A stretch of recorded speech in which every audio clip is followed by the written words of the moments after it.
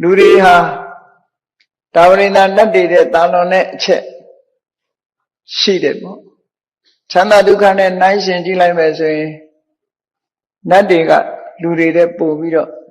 ချမ်းသာတယ်သက်တမ်းလည်းပိုးရှိတယ်အစင်လည်းပိုလှတယ်အချမ်းရံဘုံကိုလည်းပိုကြီးတယ်ပေါ့အဲ့ဒါလို့နတ်တွေကလူတွေတဲ့တာလွန်တဲ့အချက်ကတော့အဲ့ဒီအချက်တွေပဲဒါပေမဲ့တာဝရိန္ဒနတ်တွေတဲ့လူတွေကတာလွန်တဲ့အချက်ဆိုတာလည်းရှိသေးတယ်ဘယ်အချက်တွေမှာတာလွန်တော့ဆိုရင်သူရာတတိမန္တောဣဒဗြဟ္မစရိယဝါသောလို့မြတ်စွာဘုရားကထောက်ပြညွှန်ပြတဲ့စကားရပ်ထဲမှာသူရာလူတွေဟာတတ္တိရှိတဲ့နေရာမှာနတ်တွေတဲ့ပိုသားတယ်လို့ဒီလိုဆိုတယ်လူတွေကပို့ပြီးတော့ရဲရင်တတ္တိရှိကြတယ်ဒီအချက်ကလည်းတာဝရိန္ဒနတ်တွေတဲ့သားတယ်လို့ဆိုတတိမန္တောတတိကောင်းတဲ့အချက်ကလည်းလူတွေကသားတယ်လူနဲ့နတ်ဘယ်သူကပို့ပြီးတော့တတိကောင်းလို့ဆိုလူကပို့တတိကောင်းတယ်တတိရှိတယ်ပေါ့ဗျာဘာဖြစ်လို့လူကပို့တတိရှိတယ်လဲဘာကြောင့်နတ်တွေကလူလောက်တတိမကောင်းတယ်လဲလို့ဆိုနတ်တွေမှာကအပြောင်းလဲသိမရှိဘူးချမ်းသာဒုက္ခအလွန်များတယ်ဥပမာပြောရရင်လူတွေဆိုတာပွဲလန်းသဘင်ဆိုတာယမယံခါမှရှိတယ်နတ်တွေမှာအမြဲတမ်းလို့ပွဲလန်းသဘင်နေနဲ့ပြည့်နေပြီးတော့နေတော့နတ်တွေကမေးလျော့မှုတွေပိုများတယ်လို့ဆိုတော့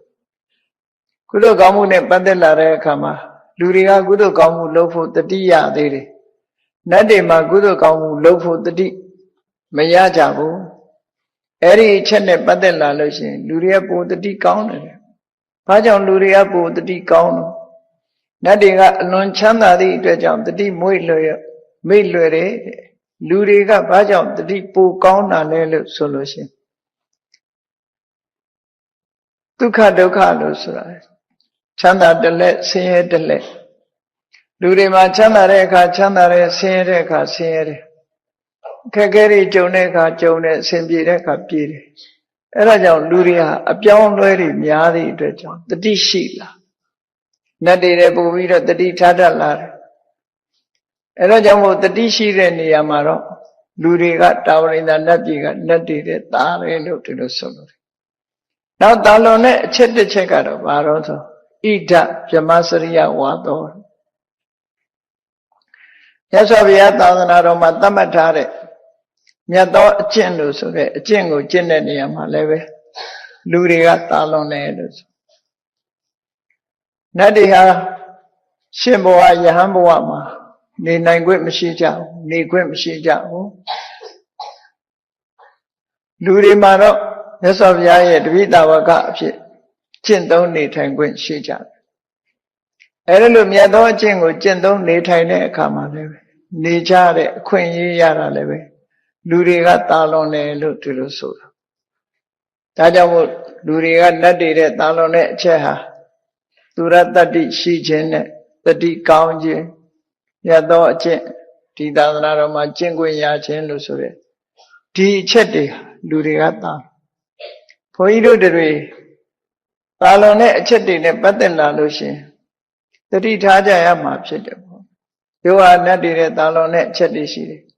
ဒီတာလွန်တဲ့အချက်တွေကိုသုံးချပြီးတော့လူရဲ့ဂုဏ်သိက္ခာထိမ့်သိမ်းဆောက်ရှောက်ကြအောင်ဖြစ်လူရဲ့ဂုဏ်သိက္ခာတွေလူတွေဟာကိုယ်ချင်းတရားပြက်ပြားသွားပြီဆိုလို့ရှိရင်တော့ဂုဏ်သိက္ခာတွေချိုးယွင်းသွားတဲ့လူသားတယောက်ဟာအထက်ကိုရောက်နိုင်ဖို့ရာခက်ခဲသွားတယ်ဒါကြောင့်မို့လူရဲ့ဂုဏ်သိက္ခာဆိုတာအရေးကြီးတယ်ပေါ့လူဆိုတဲ့စကားလုံးနဲ့နတ်ဆိုတဲ့စကားလုံးကိုပါဠိဘာသာမှာလူကိုမနုဿနတ်ကိုဒေဝလို့သို့မဟုတ်ဒေဝတာလို့ဒီလိုသုံးတယ်နတ်ကိုဒေဝဒေဝတာလို့သုံးတာဟာနတ်တည်းရဲ့ကိုယ်ရောင်ကိုယ်ဟာတောက်တောက်ပပရှိတယ်အမြဲတမ်းလည်းပျော်ပွဲရှင်ပွဲတွေနဲ့ပျော်မြူးနေကြတယ်ဆိုတဲ့အဓိပ္ပာယ်ဝတ်စားဆင်ထားတဲ့အဝတ်တန်းစာတွေကလည်းတောက်ပြောင်ပြောင်ရှိတယ်ပျော်ရွှင်မြူးတုမှုတွေရှိကြလို့နတ်ပြည်နတ်ချမ်းသာအလွန်ချမ်းသာသည့်အတွက်ကြောင့်နတ်တွေဟာတောက်ပါတယ်ဆိုတဲ့ အတိပ္ပယ်နဲ့ယူပြီးတော့ဒေဝလို့ဒီလိုနာမည်ပေးတာဖြစ်တယ်ဒီစကားလုံးသုံးပြီးတော့ခေါ်ကြတာဖြစ်သို့သောမြန်မာစကားမှာနတ်လို့ဘာကြောင့်ခေါ်တာတော့လို့ဆိုတဲ့အခါကျနတ်ဆိုတဲ့စကားလုံးကနာထဆိုတဲ့စကားလုံးကလာပြီးတော့လောကလူတွေဟာကိုယ်ွယ်အထာယကိုရှာတဲ့အခါမှာဖျားမပွင့်ခင်ကနတ်တွေကိုကိုးကွယ်ကြတာဖြစ်တယ်နတ်တွေကိုကိုးကွယ်ရနာထဆိုတဲ့စကားလုံးကထဆိုတဲ့အတန်ပြောက်သွားပြီးတော့နတ်ဆိုတဲ့အတုံးဖြစ်သွားတယ်လို့ဒီလိုယူဆကြရှိတယ်ပေါ့နော်အဲ့ဒီကနေပြီးတော့နတ်လို့ဖြစ်လာတယ်လို့ဆိုလိုတာကိုးကွယ်ရလို့အဓိပ္ပာယ်ရလောကလူသားတွေဟာခဏိတိနတ်ကိုကိုးကွယ်မှုဆိုတာမစွန့်လွတ်နိုင်ကြသေးဘူးနတ်နဲ့မိမိတို့ဟာလောကသားအချင်းချင်းဖြစ်တော်လဲနတ်ကိုအထင်ကြီးကိုးကွယ်စိတ်ကပ်မှုတွေကလူလောကမှာရှိနေတယ်ဘုရားဘာသာဝင်သူတော်စင်တွေဖျားပွင့်လာတဲ့အခါမှာဘုရားတရားတန်ခါယရဏသုံးပါးကိုကိုးကွယ်စိတ်ကပ်ကြတော်လဲတခြားဘာသာတွေကဒီကနေ့ထိနတ်ကိုးကွယ်နေတော့မှရှိတယ်ခော့ဆိုတဲ့ကောင်းကင်ဘုံကခော့ဆိုတာနတ်ပဲကောင်းကင်ဘုံကတကိုးရှင်နတ်ဘုရားကိုကိုးကွယ်နေကြတယ်နတ်ကိုးကွယ်တယ်ဆိုတဲ့အဓိပ္ပာယ်ကအဲ့ဒီနတ်နဲ့ကိုးကွယ်တဲ့လူဆိုတာဘယ်တော့မှဆုံတွေ့ဘူးခြင်းလည်းမရှိဘူးမြင်ဘူးခြင်းလည်းမရှိဘူးဘယ်တော့မှလည်းတိုက်ရိုက်ဆက်သွယ်လို့ရတာမဟုတ်ဘူးလူပြေမှာရှိတဲ့နတ်ကိုးကွယ်တဲ့လူတွေကြည့်လေဘယ်သူကနေတဆင့်သွားတော့ဆိုနတ်ကတော်ကနေတဆင့်သွားနတ်ကတော်ပြောတဲ့အတိုင်းလိုက်ပြီးတော့လူတွေကလောက်ကြတယ်နတ်ကတော်ကဘာတင်ရမယ်ဆိုတင်နတ်ကတော်ကိုယုံကြည်ပြီးတော့ကိုယ်တိုင်ကိုမိမိကိုယ်တိုင်ကိုနတ်ကလာပြောတာမှမဟုတ်တာကိုယ်နဲ့တိုက်ရိုက်ဆက်သွယ်နိုင်စွာမရှိဘူးသို့သောနတ်ကတော်ပြောတဲ့စကားကိုပဲယုံကြည်ပြီးတော့လူတွေဟာလိုက်လုံနေကြတယ်ဘာဆက်ရမယ်ဆိုဆက်ကြအဲ့ဒီလိုရေပြင်ပေါ်ကနတ်ကိုလည်းနတ်ကတော်နဲ့ဆက်သွယ်ရတယ်လို့ပဲကောင်းကင်ဘုံကနတ်ကြတော့နတ်ကတော်လို့မခေါ်တော့ပဲနဲ့ကောင်းကင်ဘုံကနတ်နဲ့ဆက်သွယ်ဖို့ကြတော့တမန်တော်လို့ခေါ်ကြပြန်တကယ်ကတော့မီဒီယေတာလို့ခေါ်တယ်ဈာခံဆက်သွယ်ရေးပုဂ္ဂိုလ်တူကနေတာလဲဆက်သွယ်လို့ရတမန်တော်ကနေတစ်ဆင့်နတ်ဘုရားကပါပြောတယ်ဘယ်လိုဆုံးမတွေပေးတယ်ဆိုတာတခြားဘာသာတွေမှာဒီလိုပဲဆိုလို့ရှိတယ်အဲ့တော့ကောင်းကင်ဘုံကနတ်နဲ့ဆက်သွယ်တဲ့တမန်တော်လူပြေကနတ်နဲ့ဆက်သွယ်တဲ့နတ်ကတော်ဆိုတာသဘောထားခြင်းအဖြစ်တူတူပဲပေါ့နတ်ကိုးကွယ်တဲ့ပုဂ္ဂိုလ်တွေဟာအဲ့ဒီလိုအခြေအနေမျိုးတွေရှိတယ်မြတ်စွာဘုရားပွင့်ပေါ်လာတဲ့အခါမှာမြတ်စွာဘုရားဆုံးမဟောကြားတဲ့စကားတွေကိုနာယူကြရတဲ့အခါကျတော့အတ္တဟိအတ္တနောနာထောကောဟိနာထောပရောတိယမိမိတည်တာလည်းမိမိရဲ့ကိုးကွယ်ရာဖြစ်တယ်တခြားဘာမှကိုးကွယ်เสียမလိုဘူးဆိုတဲ့အယူဆတစ်ခုပေါ်ထွန်းလာအဲ့ဒီမှာဘုရားကိုကိုးကွယ်တာနဲ့နတ်ကိုကိုးကွယ်တာဟာအလွန်ကွာခြားတယ်သို့သောလောကလူသားတွေကအကျင့်ကြီးပါနေသည့်အတွက်ကြောင့်ဘုရားကိုးကွယ်တာလည်းနတ်ကိုးကွယ်တဲ့အသွင်သဏ္ဍာန်ဖြစ်သွားလိမ့်ရှိတယ်ပေါ့တကယ်ကတော့ဘုရားကိုကိုးကွယ်တယ်ဆိုတာနတ်ကိုးကွယ်တာမျိုးမဟုတ်ဘူး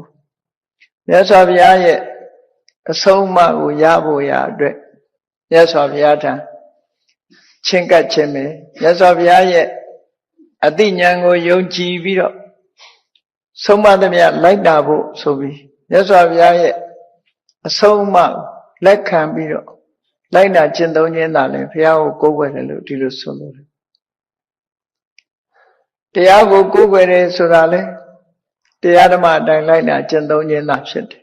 တန်ခါကိုကိုးကွယ်ခြင်းဆိုတာတန်ခါမှာကုသိုလ်ကောင်းမှုပြုလုပ်ခြင်းပဲဖြစ်တယ်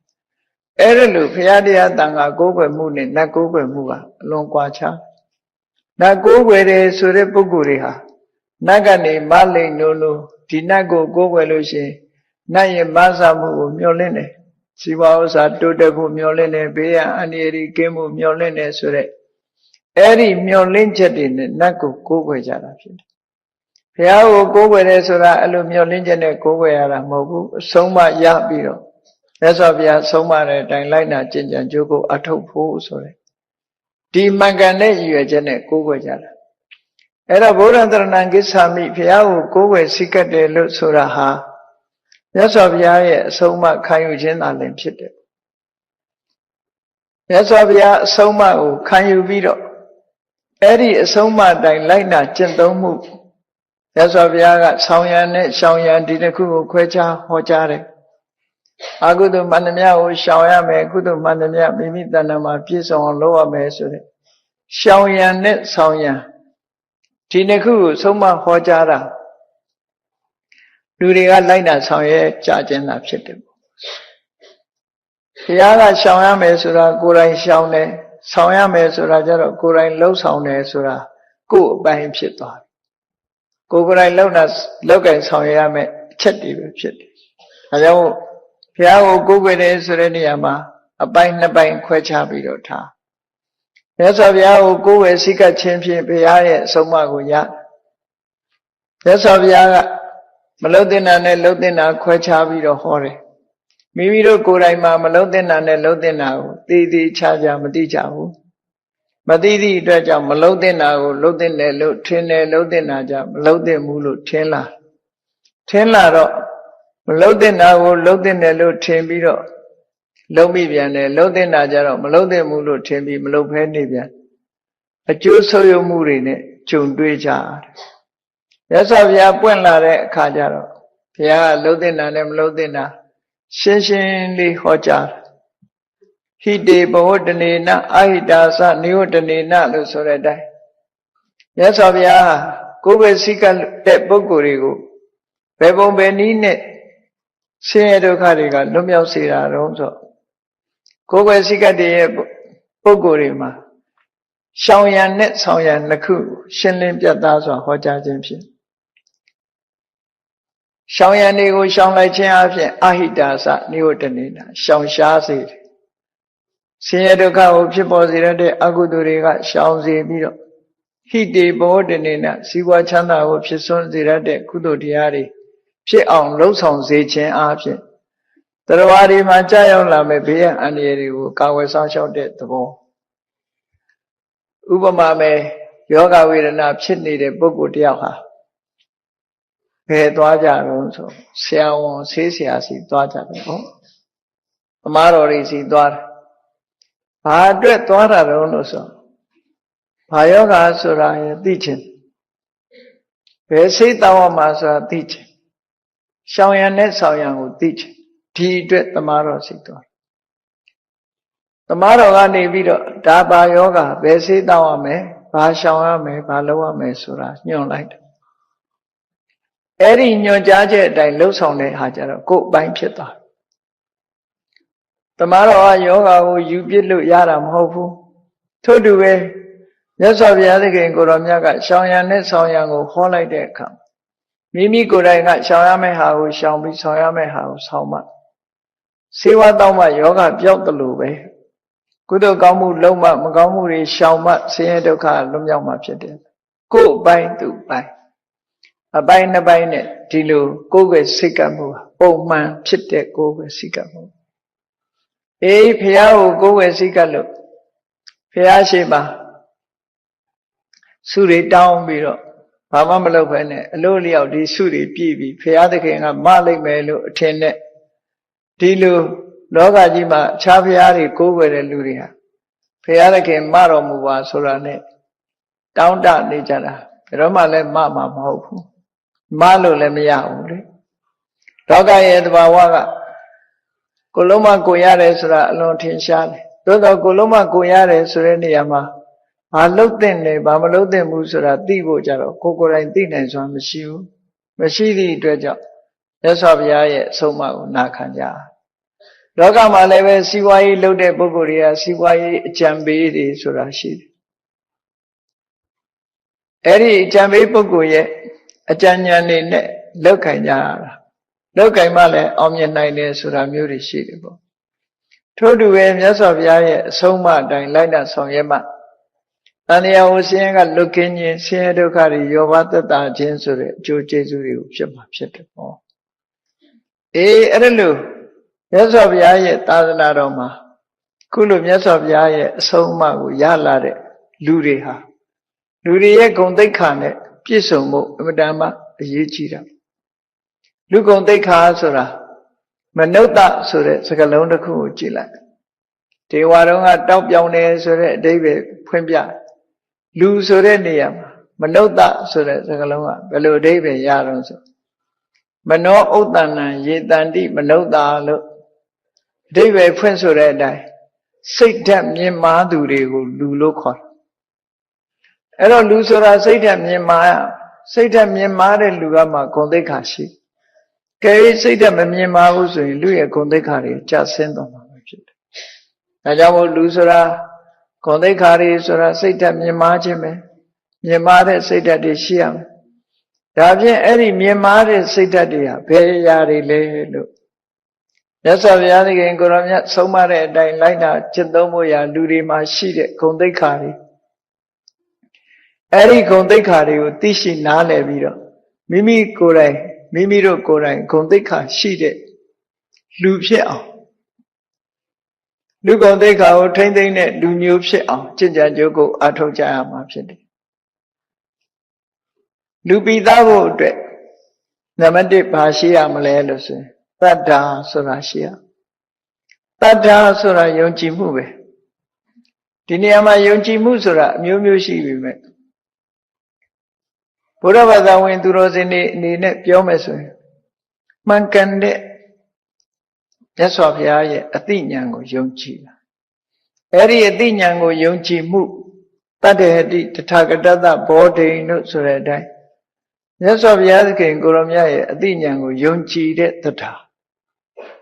အစွမ်းတကူရှိတယ်လို့ယုံကြည်တာမဟုတ်ဘူးအစွမ်းတကူဖြင့်မလိုက်မယ်လို့ယုံကြည်တာမဟုတ်ဘူးမြတ်စွာဘုရားရဲ့အသိဉာဏ်ကိုယုံကြည်တယ်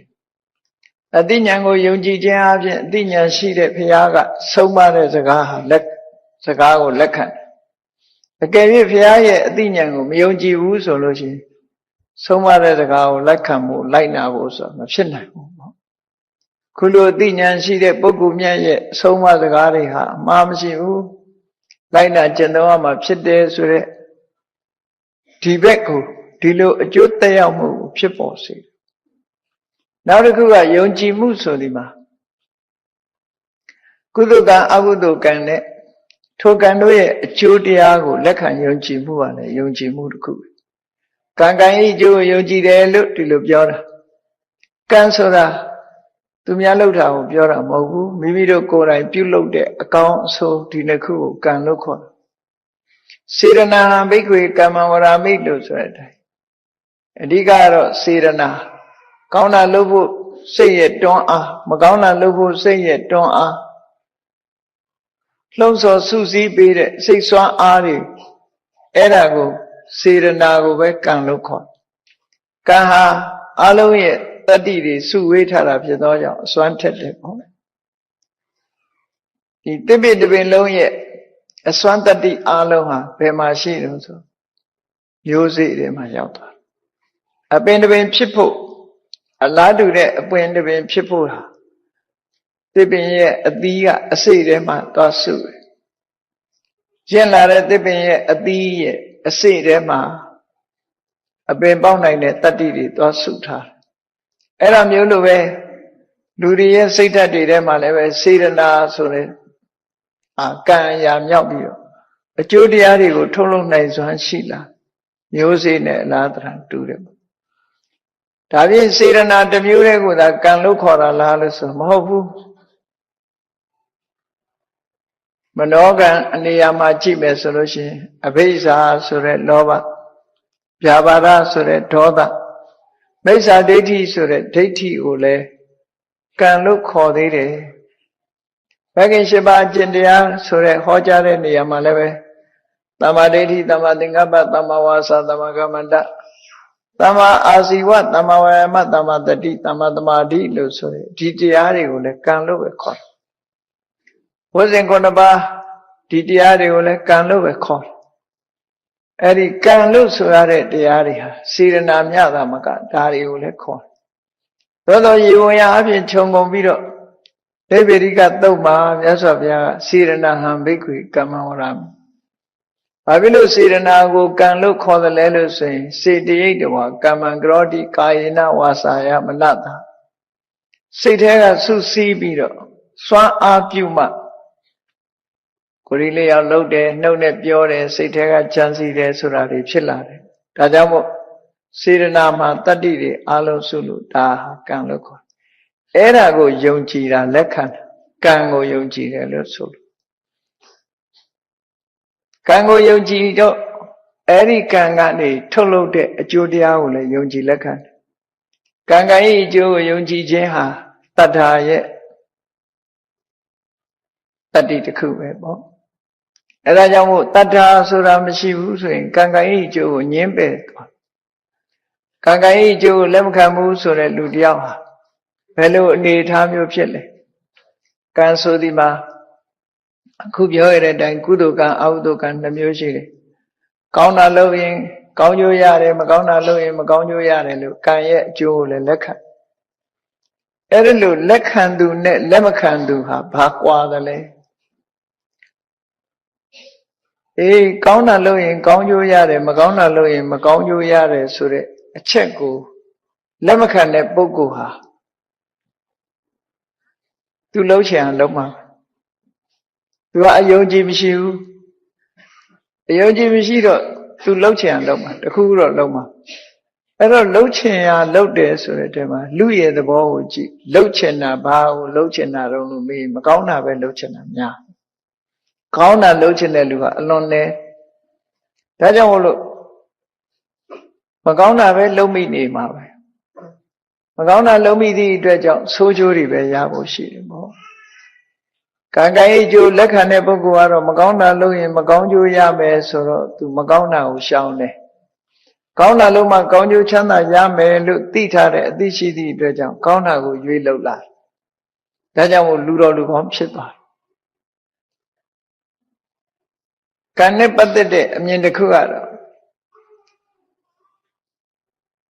ယံကမ္မံကရိတန္တိကလျာဏဝါပါပကံဝါတတ္တကမ္မတဓာယာဓာဘောဣတံကောင်းတာပဲဖြစ်ဖြစ်မကောင်းတာပဲဖြစ်ဖြစ်ကိုလှုပ်တဲ့ကံအဲ့ဒီကံရဲ့ကောင်းမွေဆိုးမွေကိုပဲရမှာပဲလို့ဒီခံယူချက်ဟာကံကံရဲ့အကျိုးကိုယုံကြည်တယ်လို့ပြောတယ်ဒီကံကံရဲ့အကျိုးကိုယုံကြည်လက်ခံခြင်းအပြင်အမြင်ရရှိတာကိုပဲကမ္မတက္ကတာသမ္မာဒိဋ္ဌိလို့အခြေခံအပြင်ကမ္မတက္ကတာသမ္မာဒိဋ္ဌိဆိုတဲ့အမှန်မြင်မှုဟာလည်းပဲကံကံရဲ့အကျိုးယုံကြည်ခြင်းနဲ့ဆက်ဆက်ပြီးတော့ဖြစ်ပေါ်လာတဲ့အမြင်တစ်ခုပဲဖြစ်တယ်အဲ့ဒီအမြင်ဟာလောကမှာလူတော်လူကောင်းဖြစ်ဖို့အတွက်အရေးကြီးတဲ့အရာဖြစ်တယ်ဒီယုံကြည်ချက်ဟာလည်းလူတော်လူကောင်းဖြစ်ဖို့အရေးကြီးတယ်ဒါကြောင့်တတ္ထာဆိုတာရှိမှလူတော်လူကောင်းဆိုတာဖြစ်တယ်လူကုံသိက္ခာရရှိဖို့ရာအတွက်တတ္ထာဆိုတာရှိရအ ਨੇ ဆုံးကံကံရဲ့အကျိုးကိုယုံကြည်ခြင်းဆိုတဲ့ဒီတရားကံကံဤကံသာလင်ကိုလှုပ်တာကိုနဲ့သာသက်ဆိုင်တယ်လို့သိမြင်တဲ့အမြင်အဲ့ဒါရှိဖို့လိုအပ်တယ်လို့ဒီလိုဆိုတာပေါ့နော်အေးတတ္ထာဆိုတာရှိမှလူတွေကကောင်းတာကိုလှုပ်ဖြစ်တယ်ယုံကြည်မှုရှိလာပြီဆိုလို့ရှိရင်ကောင်းကျိုးချမ်းသာတွေရဖို့အတွက်ကောင်းကျိုးချမ်းသာတွေရစေနိုင်တဲ့အကြောင်းတရားတွေကိုလှုပ်လာကြဒါကြောင့်မို့တတ္ထာကိုမြတ်စွာဘုရားသခင်ကိုရောမြတ်ကတတ္ထာဘိဇံတရားဆိုတာဟာမျိုးစေ့နဲ့အလားတရံတူတယ်တဲ့မျိုးစေ့သည်အလုံးတစ်ခုကိုလှုပ်တယ်မျိုးစေ့လေးတစ်ခုကိုသေသေးချာချာလေ့လာကြည့်ရင်သူဆောင်ရွက်တဲ့အလုံးနှစ်ခုရှိတယ်သရဲစေ့လေးကိုစိုက်ကြည့်လိုက်အောက်ကိုအမြင့်ဆင်းသွားတာသရဲစေ့ကလှုပ်တာအပေါ်ကိုအညောက်ကလေးတက်လာတာသရဲစေ့ကလှုပ်တာအဲ့ဒါကိုအလုံးနှစ်လုံးလို့ပြောတာသရဲစေ့လေးကအမြင့်ထွက်လာတယ်အပေါ်ကိုအညောက်ကလေးတက်လာတယ်ဒါသရဲစေ့ကဖြစ်စေတဲ့အလုံးနှစ်ခုအဲ့ဒီဥပမာတိုင်းပဲတတဟာဆိုတဲ့မျိုးစေ့လေးဟာလည်းပဲလူမှာအလုံးနှစ်ခုကိုလှုပ်စေတယ်ဘာလဲလို့ဆိုရင်တရားရှိလာလို့ရှိရင်ကိုချင်းသီလကောင်းလာကိုချင်းသီလဟာကုသိုလ်ကောင်းမှုအလုံးရဲ့အမြင့်နဲ့အလားတရံတူလို့အမြင့်ဆင်းလာတာနဲ့တူတယ်ပေါ့တခါသမထဝိပဿနာဆိုတဲ့အကျင့်တရားတွေကိုကျင့်ကြံကြိုးကိုအထုတ်ဖြစ်လာတရားရှိပြီဆိုရင်သီလနဲ့လည်းပြည့်စုံလာတယ် သမထဝိပဿနာဆိုတဲ့ကျင့်စဉ်တွေကိုလည်းကျင့်တယ်အဲ့ဒီသမထဝိပဿနာကျင့်စဉ်ကျင့်တာအညွန့်တက်လာတဲ့သဘောပဲလို့တရားနဲ့တူညီတဲ့အနေမျိုးစိတ်နဲ့တူညီတဲ့အနေထားတစ်ခုဒီလိုရှင်းပြတယ်အဲကြောင့်တရားမျိုးစိတ်နဲ့တူတယ်နောက်တစ်ခုကတရားဟာလက်နဲ့တူတယ်လက်ဆိုတာယူစရာရှိရင်ကောက်ယူလို့ရတယ်ဟာပေါ့လက်မပါတဲ့လူကိုခံစားကြည့်လိုက်လောကမှာကောက်ယူစရာရှိတယ်လက်မပါဘူးဆိုယူဖို့ခက်သွားတယ်အများကြီးခက်တယ်အဲ့တော့လက်နဲ့တူတယ်ဆိုတော့တရားရှိတဲ့ပုဂ္ဂိုလ်ဟာကုသိုလ်ကောင်းမှုလုပ်ဖို့ရာအတွက်လွယ်ကူတယ်တရားလက်ရှိနေရင်ကုသိုလ်ကောင်းမှုလုပ်ဖို့လွယ်ကူတယ်တရားမရှိဘူးဆိုရင်ကုသိုလ်လုပ်နိုင်ဖို့ရခက်ခဲသွားတယ်ဒီအဓိပ္ပာယ်နဲ့ပြောဒါကြောင့်မို့တရားဟာယရနာတွေကိုရယူဖို့ရလက်နဲ့လက်ရှိမှဖြစ်တယ်လို့ပဲကုသိုလ်ဆိုတဲ့ယရနာကိုကောက်ယူဖို့အတွက်တရားဆိုတဲ့လက်ရှိရမယ်လို့တတ္တဟတ်ထောမဟတနောတရားဒီဟူသောလက်ရှိတဲ့ပုဂ္ဂိုလ်ဟာဘယ်ဘဝရောက်ရောက်ချမ်းသာဒုက္ခတွေရတယ်လို့တရားတရားကောင်းသည့်အတွက်ကြောင့်ဒါနကောင်းမှုလုပ်ဖို့လည်းဝန်မလေးဘူးသီလဆောက်တည်ဖို့လည်းဝန်မလေးဘူးသမထဝိပဿနာကျင့်သုံးဖို့လည်းဝန်မလေးဘူးတရားရဲ့စွမ်းအားကြောင့်ကုသိုလ်ဘက်မှာစိတ်ဝင်စားပြီးတော့စိတ်ဟာကြည်နူးနေတတ်တယ်ဒါတရားရဲ့စွမ်းဆောင်မှုတွေဒီလိုဆိုတာနောက်တစ်ခုကတရားဟာပစ္စည်းဥစ္စာနဲ့အလားတရတူတယ်ပစ္စည်းဥစ္စာရှိတဲ့ပုဂ္ဂိုလ်ဟာလိုတာတွေကုန်ရလိုတာတွေကုန်ရတယ်လို့ပဲတရားတရားရှိတဲ့ပုဂ္ဂိုလ်ဟာလည်းပဲကောင်းကျိုးချမ်းသာတွေအကုန်ရနိုင်တယ်လို့ဆိုလို့ဆိုယုံကြည်မှုကိုအခြေခံပြီးကုသိုလ်ကောင်းမှုတွေလုပ်သည့်အတွက်ကြောင့်ကောင်းကျိုးချမ်းသာတွေအများကြီးရအဲ့ဒါလို့တရားစွမ်းအားရှိနေခြင်းဟာလူရဲ့ဂုဏ်သိက္ခာတစ်ခုပဲဒါကြောင့်မို့လူရဲ့ဂုဏ်သိက္ခာနဲ့အလားတရဂုဏ်သိက္ခာတစ်မျိုးဖြစ်တဲ့တရားတရားမိမိတို့တဏ္ဍာမှာဖြစ်ပွားအောင်ကြိုးစားအထောက်ကြရှိလာတဲ့တရားတရားကိုထိမ့်သိမ်းလျှောက်ရှောက်အောင်ဖြစ်တယ်တရားဆိုတာအမြဲတမ်းဖြစ်တာမဟုတ်ဖြစ်လာတဲ့တရားတရားလည်းပဲသောတပန်ရဲ့တရားတရားမှသာလျှင်ခိုင်မြဲတတ်ပြီးတော့ဉာဏ်တဲ့ပုဂ္ဂိုလ်ရဲ့တရားတရားဟာပြောင်းလဲမှုတွေအများကြီးဖြစ်စေနိုင်တယ်ပေါ့ဒါကြောင့်မို့ကိုယ့်ရဲ့တရားတရားခိုင်ခိုင်မာမာတတ္ထတာဓုပဋိဋ္ဌိတာတရားတရားတည်ရှိအောင်ကြိုးစားအထောက်ကြဖြစ်တယ်ပေါ့ဒါကြောင့်မို့လူပိတကိုလူဂုဏ်သိက္ခာစိတ်ဓာတ်မြင့်မားတဲ့မနုဿဆိုတဲ့လူဖြစ်ဖို့အတွက်တရားဟာရှေ့တန်းကနေရောက်ရှိစွမ်းအားပြည့်တဲ့အရာတစ်ခုဖြစ်တယ်။မြတ်စွာဘုရားသခင်ကိုရောမြတ်က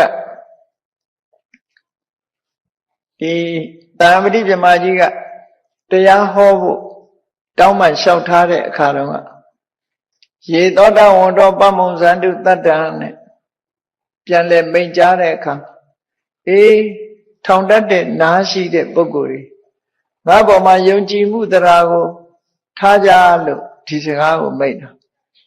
ယုံကြည်မှုမှမရှိလို့ရှိရင်ဘာမှလုပ်မှာမဟုတ်ဘူးဒါကြောင့်မို့ယုံကြည်မှုဆိုတဲ့တရားဟာအရေးပါတယ်လို့ဒီလိုဆိုလို့တရားတရားအခြေခံလို့အခုလိုတရားဝဲတွေလာပြီးတော့တရားနာကြတရားနာတော့အသိဉာဏ်တွေရဒီအိပဲပေါ့နော်တရားမှမရှိတဲ့ပုဂ္ဂိုလ်ဟာတရားပွဲသွားအောင်မယ်ဆိုရင်သွားမှာမဟုတ်ဘူးလေယုံကြည်ချက်ရှိမှလာတာဒါကြောင့်မို့စိတ်ကြည်နူးပြီးတော့ယုံကြည်ချက်တရားလှုပ်တဲ့နယ်လို့ဆုံးဖြတ်တဲ့စိတ်အနေအထားတစ်ခုတတ္တအဲ့ဒီတတ္တဟာလူရဲ့ဂုဏ်သိက္ခာပဲတစ်မျိုးပဲတစ်ဖက်ကကြည့်မယ်ဆိုရင်လူရဲ့ဂုဏ်သိက္ခာတွေကိုတိုးပွားစေတတ်တယ်လို့ဒီလိုဆိုနောက်တဲ့လူတွေရှိရမယ့်ဂုဏ်သိက္ခာတစ်ခုကဘာတော့ဆိုရင်သီလတရားတရားရှိယုံနဲ့မပြီးသေးဘူးတရားတရားရှိလာတဲ့အခါလူတွေရဲ့ဂုဏ်သိက္ခာဖြစ်တဲ့ကိုချင်းတရားဟာအဓမ္မအရေးကြီးအဲ့ဒီကိုချင်းတရားဟာအရှက်ကြောက်ပေါ်မှာအခြေခံပြီးတော့ဖြစ်ပေါ်လာတယ်ဟိရုတ္တပပဋ္ဌာဏံလို့ဆိုတဲ့အတိုင်းလူတွေရဲ့ကိုချင်းတရားဟာမကောင်းမှုလုပ်ရမှာမကောင်းမှုကိုဆက်ဆုပ်တယ်ယွံမုန်းတယ်မကောင်းမှုလုပ်ရမှာရှက်တယ်မကောင်းမှုကကြောက်တယ်ဆိုတဲ့အရှက်အကြောက်နှမျိုးရှိမှကိုချင်းသီလဆိုတာပြေဝနိုင်တယ် တီလဆိုတာဘလောက်အရေးပါတယ်လဲလို့ဆိုရင်တီလဆိုတာရဲ့အဓိပ္ပာယ်ကိုဖော်ဆောင်ခြင်းအပြင်ဖော်ဆောင်ကြည့်ခြင်းအပြင်တီလရဲ့အရေးပါမှုဟာသိတာထင်ရှားလာတီလဆိုတာကုသိုလ်တရားတို့ရဲ့တရားလို့ဥပဒါရဏကုသိုလ်တရားတွေပျောက်ပြက်မသွားအောင်ဆောင်ထားတတ်တဲ့အရာလို့ဒီလိုဖွင့်ဆိုချက်အရာကြည့်မယ်ဆိုရင်တန်မိုးရှိတဲ့ရှင်စေ့တီဟာတိမ်ကြီးရွှေကွက်မှသာတည်နိုင်တယ်လို့ပဲကုသိုလ်တရားတွေဟာသီလရှိတဲ့ပုဂ္ဂိုလ်ပေါ်မှာသာတည်တာတဲ့သီလမရှိလို့ရှိရင်ကုသိုလ်တရားတွေဟာယိုကျပျောက်ပြက်ပြီးတော့သွားနိုင်တယ်ဒါကြောင့်မို့ကောင်းကျိုးချမ်းသာကိုပေးနိုင်တဲ့ကုသိုလ်တရားတွေတည်ရှိနေဖို့ရာအတွက်ကသီလဟာအလွန်ရေးပါတယ်ကာယကံမှုကိုထိန်းသိမ်းစောင့်ရှောက်ရမယ်ဝစီကံမှုတွေကိုထိန်းသိမ်းစောင့်ရှောက်ရမယ်နှုတ်ကပြောချင်တာတွေမပြောရဘူးကိုယ်ကြီးလျောက်လှုပ်ချင်တာတွေမလုပ်ရဘူးစီကံပေါင်အတွင်းကလှုပ်တယ်ရှောင်တဲ့နာတွေကိုရှောင်တယ်လှုပ်တဲ့နာတွေကိုလှုပ်တယ်ဆိုတာသီလပဲသီလဆိုတာလည်းပဲရှောင်ရံနဲ့ဆောင်ရံဒီနှစ်ခုပဲဟောရှောင်တာတစ်ခုတည်းတင်သီလမဟုတ်ဘူးဆောင်တာလည်းပဲပါတယ်လို့ဒါကြောင့်မို့လို့ဝါရိတသီလဆိုတာမလုပ်ရဘူးဆိုတဲ့ဟာကိုရှောင်တယ်စာရိတ္တသီလဆိုတာလုပ်ရမယ်ဆိုတာကိုလုပ်တယ်ဒါကြောင့်မို့သီလပြည့်စုံမှုအတွက်ဟာရှောင်ကျင်ခြင်းနဲ့လှုပ်ဆောင်ခြင်းနှစ်ခုရှိရအဲ့ဒီနှစ်ခုရှိမှပြည့်စုံတယ်လို့ဒီလိုအဓိပ္ပာယ်ရတယ်ဆိုပါစို့ရှောင်ရမှာဘာတွေတုံးလို့ဆိုအဓိကကိုယ်လည်းနဲ့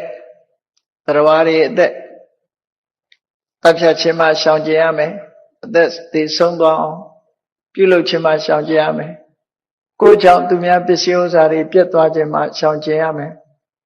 သူတစ်ပါးတွေခုံသိက္ခာညှိုးနွမ်းသွားခြင်းမှရှောင်ကျင်ရမယ်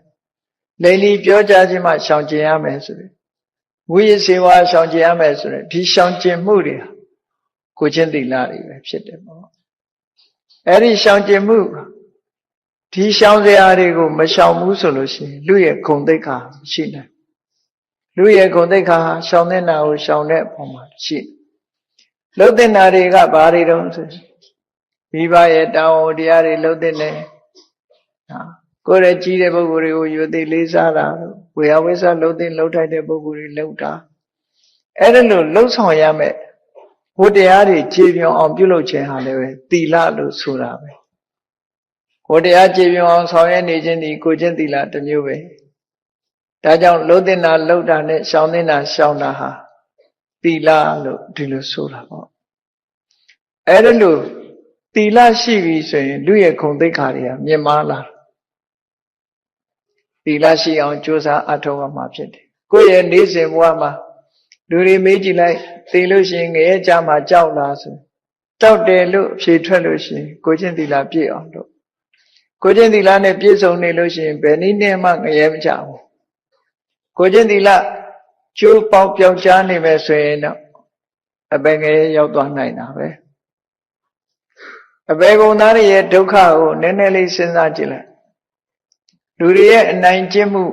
လူတွေရဲ့ရှိမှရှိတဲ့ကြက်တွေဝက်တွေပဲကြည့်လူတွေရဲ့အနိုင်ကျင့်မှုတပ်ဖြတ်စားမှုကိုခံရနွားတွေပဲကြည့်လိုက်နှစ်ဖားကျိုးထိုးပြီးရိုက်ခိုင်းတာကိုခံရအဲ့ဒါလို့တရားတွေရဲ့ဆင်းရဲဒုက္ခဘလောက်များတယ်ဆိုတာစဉ်းစားကြည့်အဲ့ဒီဘဝကိုကျင့်သီလရှိပဲဆိုရင်မရောက်ဘူးလို့ဆိုတာအာမခံရှိတယ်ပေါ့ဒါကြောင့်ကိုကျင့်သီလဟာရေးပါတယ်ကိုယ့်ဘဝကိုမကောင်းတဲ့ဘဝရောက်ဖို့ရအတွက်ကိုကျင့်သီလပြည့်စုံအောင်ကြိုးစားအထောက်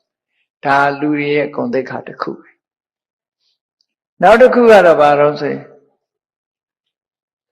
တရားရှိပြီသီလရှိပြီဒါနဲ့တင်လုံလောက်သလားဆို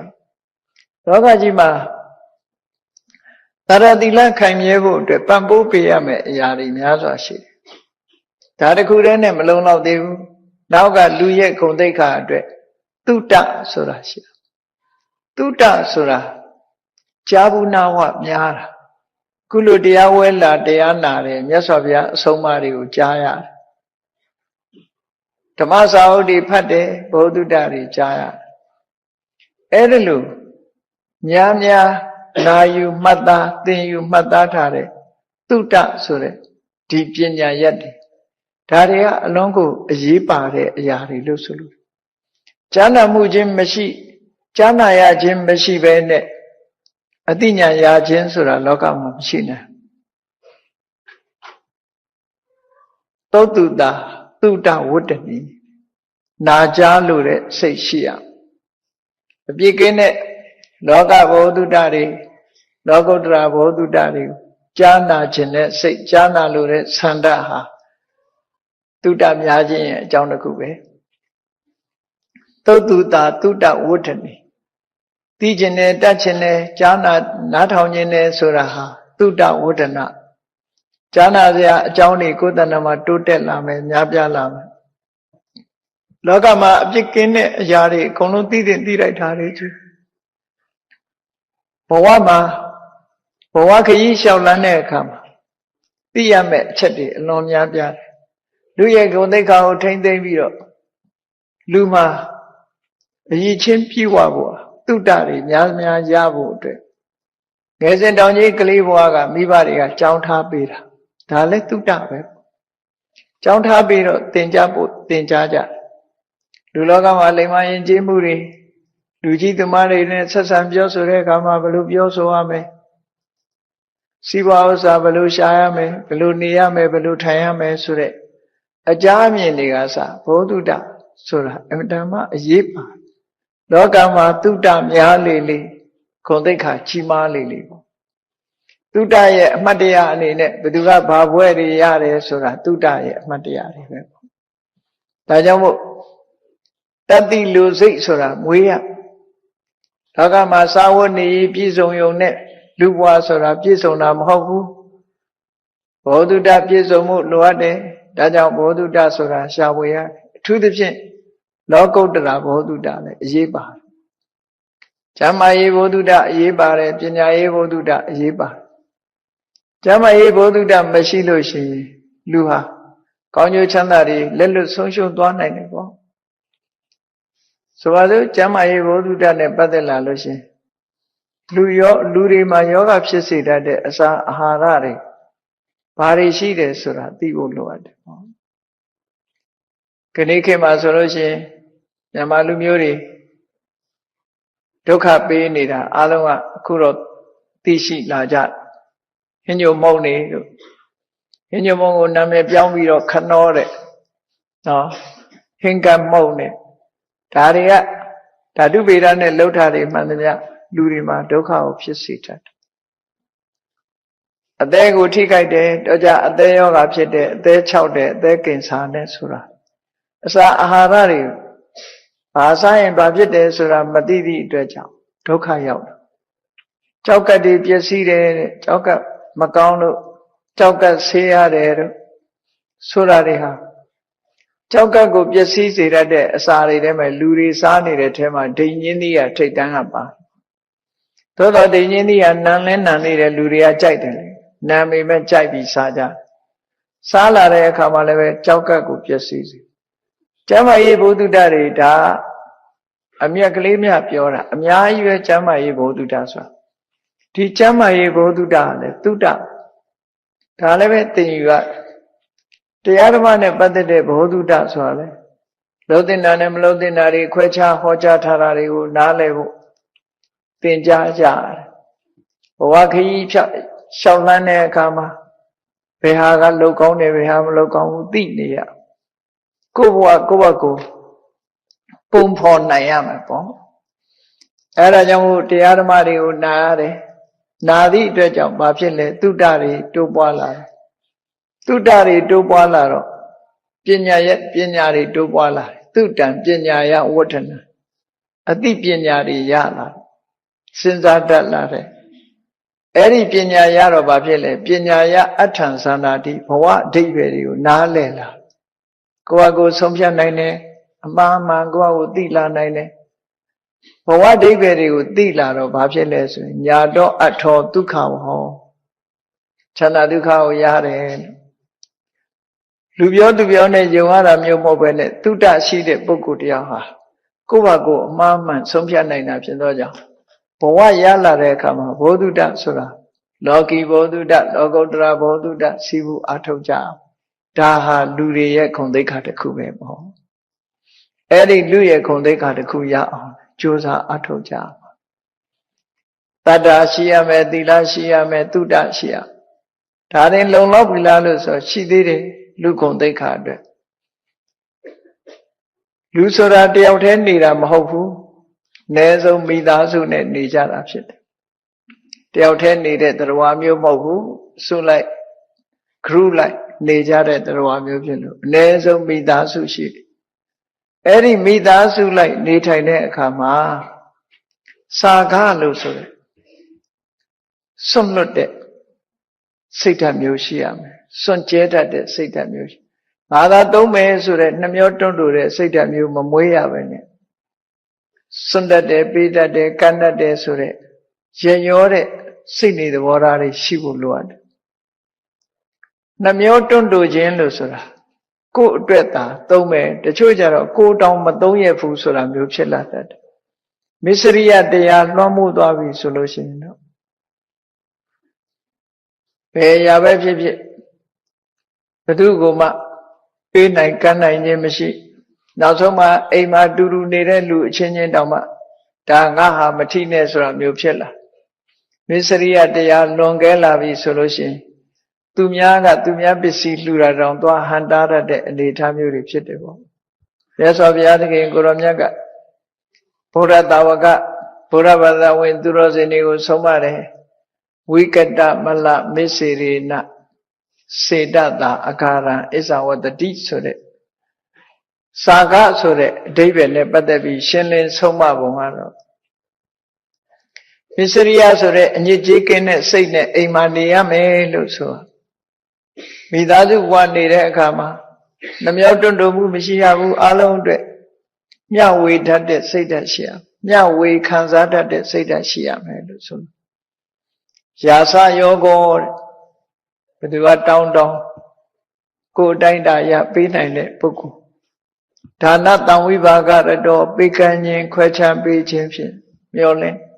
တယောက်တည်းဘယ်တော့မှမစားဘူးစားစရာရှိရင်အလုံးဝေစားတယ်ဆိုတဲ့စိတ်ဓာတ်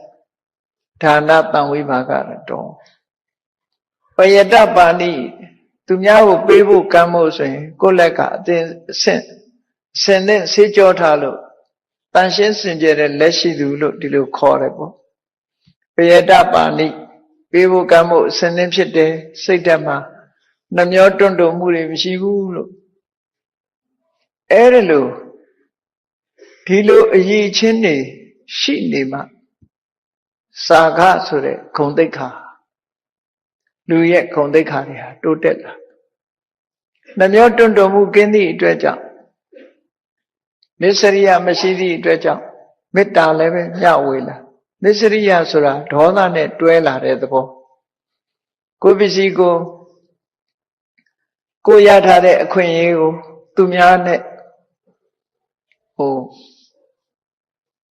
မရှယ်နိုင်ဘူးပေါ့ရှယ်ရမလုံးနိုင်ဘူးပေါ့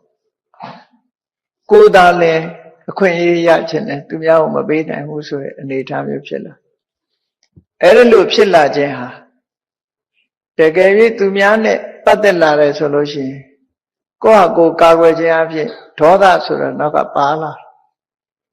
မစ္စရိယကြောင့်ဒေါသဖြစ်ပုံလေးကိုစဉ်းစားကြည့်ပေါ့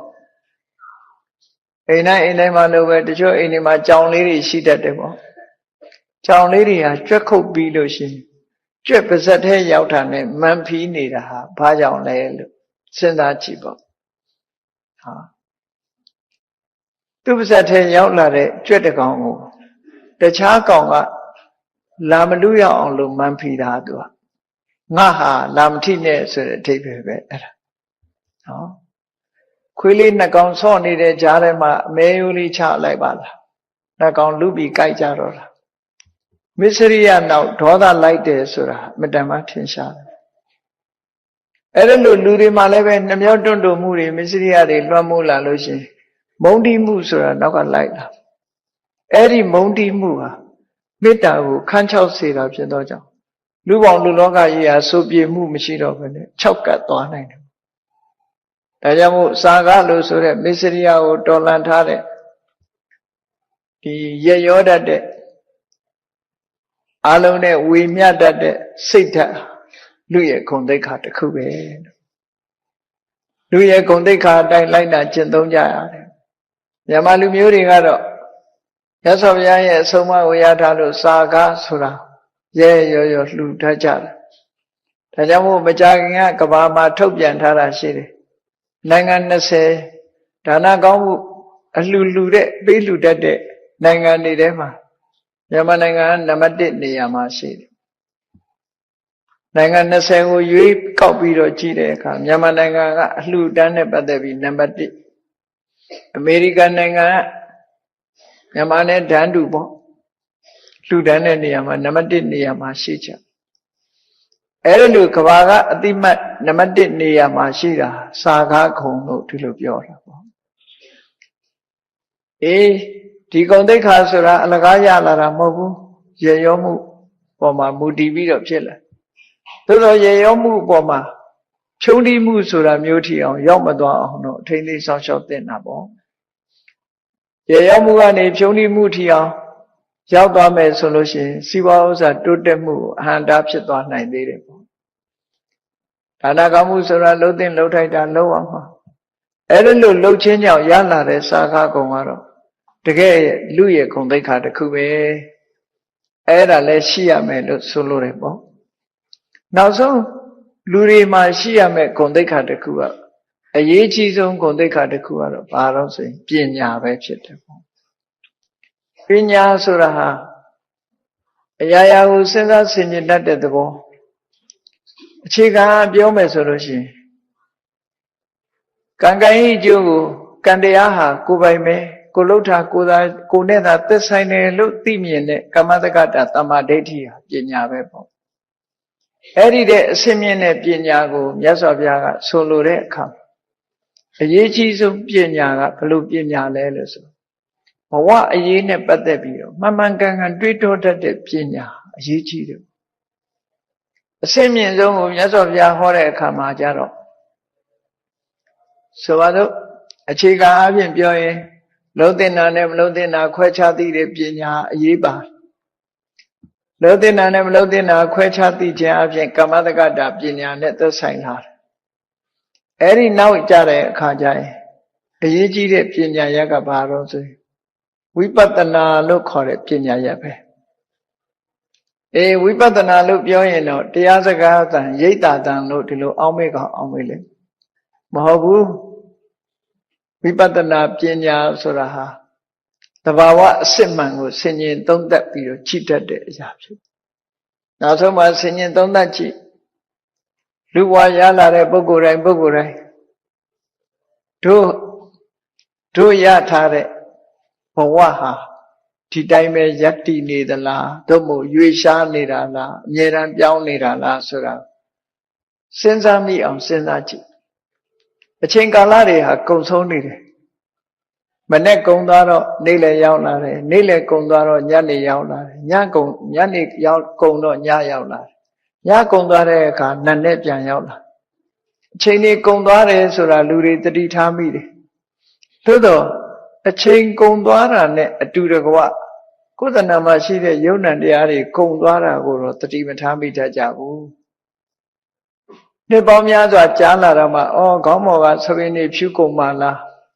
နော်သွားတွေလည်းကျိုးကုန်ပါလားမျက်စိတွေမုန်းကုန်ပါလားသက်ရွယ်တော်ကြီးလာမှဆိုတာကိုတတိထားမိကောင်းထားမိလေဦးမယ်ဒါတောင်မှဆိုရင်ဖြူလာလို့ရှိရင်ဖြူကုန်ပြီနှုတ်ပြအောင်မှပဲဆိုနှုတ်လို့ရတော့နှုတ်လိုက်သေးတာမရတော့ဘူးဆိုလို့ရှိရင်ဆေးနဲ့ဆိုးလိုက်သေးတာတတိထားရမယ်အစား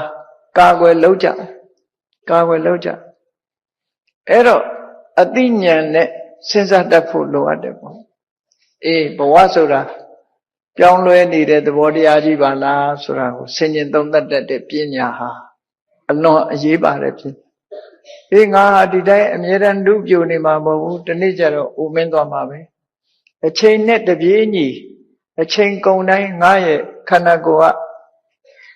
ဒီနုပြိုမှုတွေတို့အင်အားတွေတို့ဆိုတာကုံဆုံးနေတာပါလားလို့တဖြည်းဖြည်းရင့်ကျက်နေတာပါလားလို့ပြောင်းလဲနေတာပါလားဆိုတာကိုတတိထားတတ်လို့ရှိရင်ကိုပဲဝိပဿနာပညာဘက်ကိုရောက်လာတယ်လို့ဒီလိုပြောလို့ရမတည်မြဲဘူးဆိုတာ ချို့ကတော့ဒါတွေမစဉ်းစားခြင်းဘူးစိတ်ညစ်စရာတွေလို့အောင်မေးမဟုတ်ဘူးအမှန်သိတာအခုလို့မမြဲဘူးဆိုတာတွေကိုသိလာထာဝရမဟုတ်ဘူးဆိုတာသိနေခြင်းအပြင်ကောင်းတာတွေကိုလုပ်ရမယ်ဘဝဆိုတာကောင်းတာတွေလုပ်မှတနေ့တစ်ချိန်ကြာလို့ရှိရင်ဒီဘဝကြီးကဆွန့်လွတ်လိုက်ရမှာဖြစ်တယ်ဒီဘဝကြီးမကုံဆုံးခင်ကောင်းရာကောင်းကြောင်းတွေကုသိုလ်တွေမြဲမြဲရအောင်တို့လုပ်ရမယ်ကုသိုလ်တည်တာလဲငါအတွက်ဟာကိုယ်ပိုင်ဥစ္စာဖြစ်တယ်လို့ဒီလိုသိတာကအစယုံနာဓမ္မသင်္ခါရတွေကိုယ်တဏ္ဍမှာယုံနဲ့နာနှစ်မျိုးသာရှိတယ်အဲ့ဒီယုံနာနှစ်မျိုးပေါင်းစပ်ထားသည့်အတွက်ကြောင့်လှုပ်ရှားခြင်းပြောဆိုခြင်းငိုခြင်းရဲခြင်းဆိုတာတွေဖြစ်လာတယ်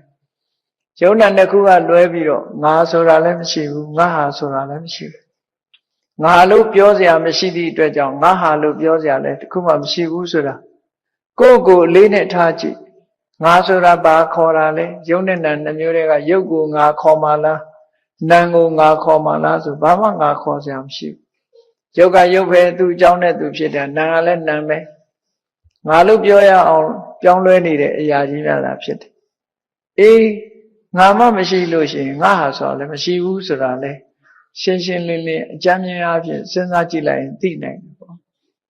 အဲ့ဒါလို့ဝိပဿနာဉာဏ်ရဲ့အခြေခံယုံနဲ့နာနှစ်ခုကလွဲလို့ဘာမှမရှိဘူးဒီယုံနဲ့နှစ်ခုဟာလည်းဆိုင်ရအကြောင်းတရားတွေကြောင့်ဖြစ်ပေါ်နေတာမျှတာဖြစ်တယ်လို့ဒီအသည့်တွေသိပြီးတော့ထာဝရပြောင်းလဲနေတဲ့ဖြစ်ပြီးရင်ပျောက်ကွယ်သွားတဲ့အနိစ္စသဘောတရားဖြစ်ပြမှုတွေလွှမ်းမိုးနှိမ့်ဆက်ခံထားရတဲ့ဒုက္ခသဘောတရားကိုယ်ဘာမှမတတ်နိုင်တဲ့ကိုယ်ပိုင်ဆိုင်မှုလည်းမရှိဘူးကိုယ်အလိုကြလည်းတခုမှမဖြစ်ဘူးလူတွေကကျမ်းမာနေတဲ့အချိန်ငါသွားကျင်တာသွားလို့ရတယ်စားကျင်တာစားလို့ငါအလိုတိုင်းဖြစ်တယ်လို့ထင်နေတာအမှန်ကတော့အကြောင်းအကျိုးညီညွတ်နေလို့ဖြစ်တာနော်ငါအလိုလိုက်တယ်လို့မအောင်မိတ်လေနဲ့ငါမျက်စိငါကြည့်ကျင်နေရင်ကြည့်လို့ရတယ်လို့အေးလေဖြတ်သွားရင်ငါကြည့်ကျင်လို့ကြည့်လို့မရတော့အဲ့ကြငါဟာမဟုတ်ဘူးဆိုတာပို့ပြီးတော့ထင်ရှားလာသူ့ဘာသူအကြောင်းအကျိုးညီညွတ်နေတဲ့အချိန်မှာကိုလှုပ်ချင်တာတွေဖြစ်နေသည့်အခါမှာကိုယ့်အလိုတိုင်းဖြစ်တယ်လို့စိတ်ကထင်နေတတ်တယ်တကယ်တော့ကိုယ့်အလိုတိုင်းဘာတစ်ခုမှမဖြစ်ဘူးသူ့သဘာဝအတိုင်းသူဖြစ်နေတာလို့ဒီလိုမှန်ကန်တဲ့အမြင်တွေမြင်လာတဲ့ဒီပညာမျိုးတွေကိုရှိဖို့လိုအပ်တယ်လို့ဆိုလိုတယ်ပေါ့ဒါကြောင့်မို့မြတ်စွာဘုရားဥဒေယထဂါမိနိယဖြစ်ချင်းပြည့်ချင်းကိုသိတဲ့ပညာမျိုးတဲ့အရိယာယတကယ်ကိလေသာတွေဝေးကွာတော့အောင်လှုပ်ဆောင်နိုင်ပြီးနေဝိဒဂါမိနိယကိလေသာအဆိုင်ခွဲတွေကိုဖောက်ထွင်းပြီးအတွင်းနှိုက်ပြီးတော့မြင်နိုင်တဲ့ပညာမျိုးနောက်ဆုံးမှာသင်္ခါရချုပ်ရနိဗ္ဗာန်ထိမြင်နိုင်တဲ့ပညာမျိုးအဲ့ဒီပညာမျိုးကိုရှိမှ human dignity ဟာထိတ်ဆုံးရောက်လူရဲ့ဂုဏ်သိက္ခာထိတ်ဆုံးရောက်သွားပြီလို့ဒီလိုဆိုလို့ဖြစ်မှုပြမှုကိုမြင်တော့ဘာအကျိုးရှိတုံးလို့ဆိုတော့ဖြစ်ချင်းပြက်ချင်းဖြစ်နေတဲ့သဘာဝတရားကိုမြင်ခြင်းအပြင်လူတွေဟာတွေ့တာမှုကိုလျှော့ချနိုင်သွား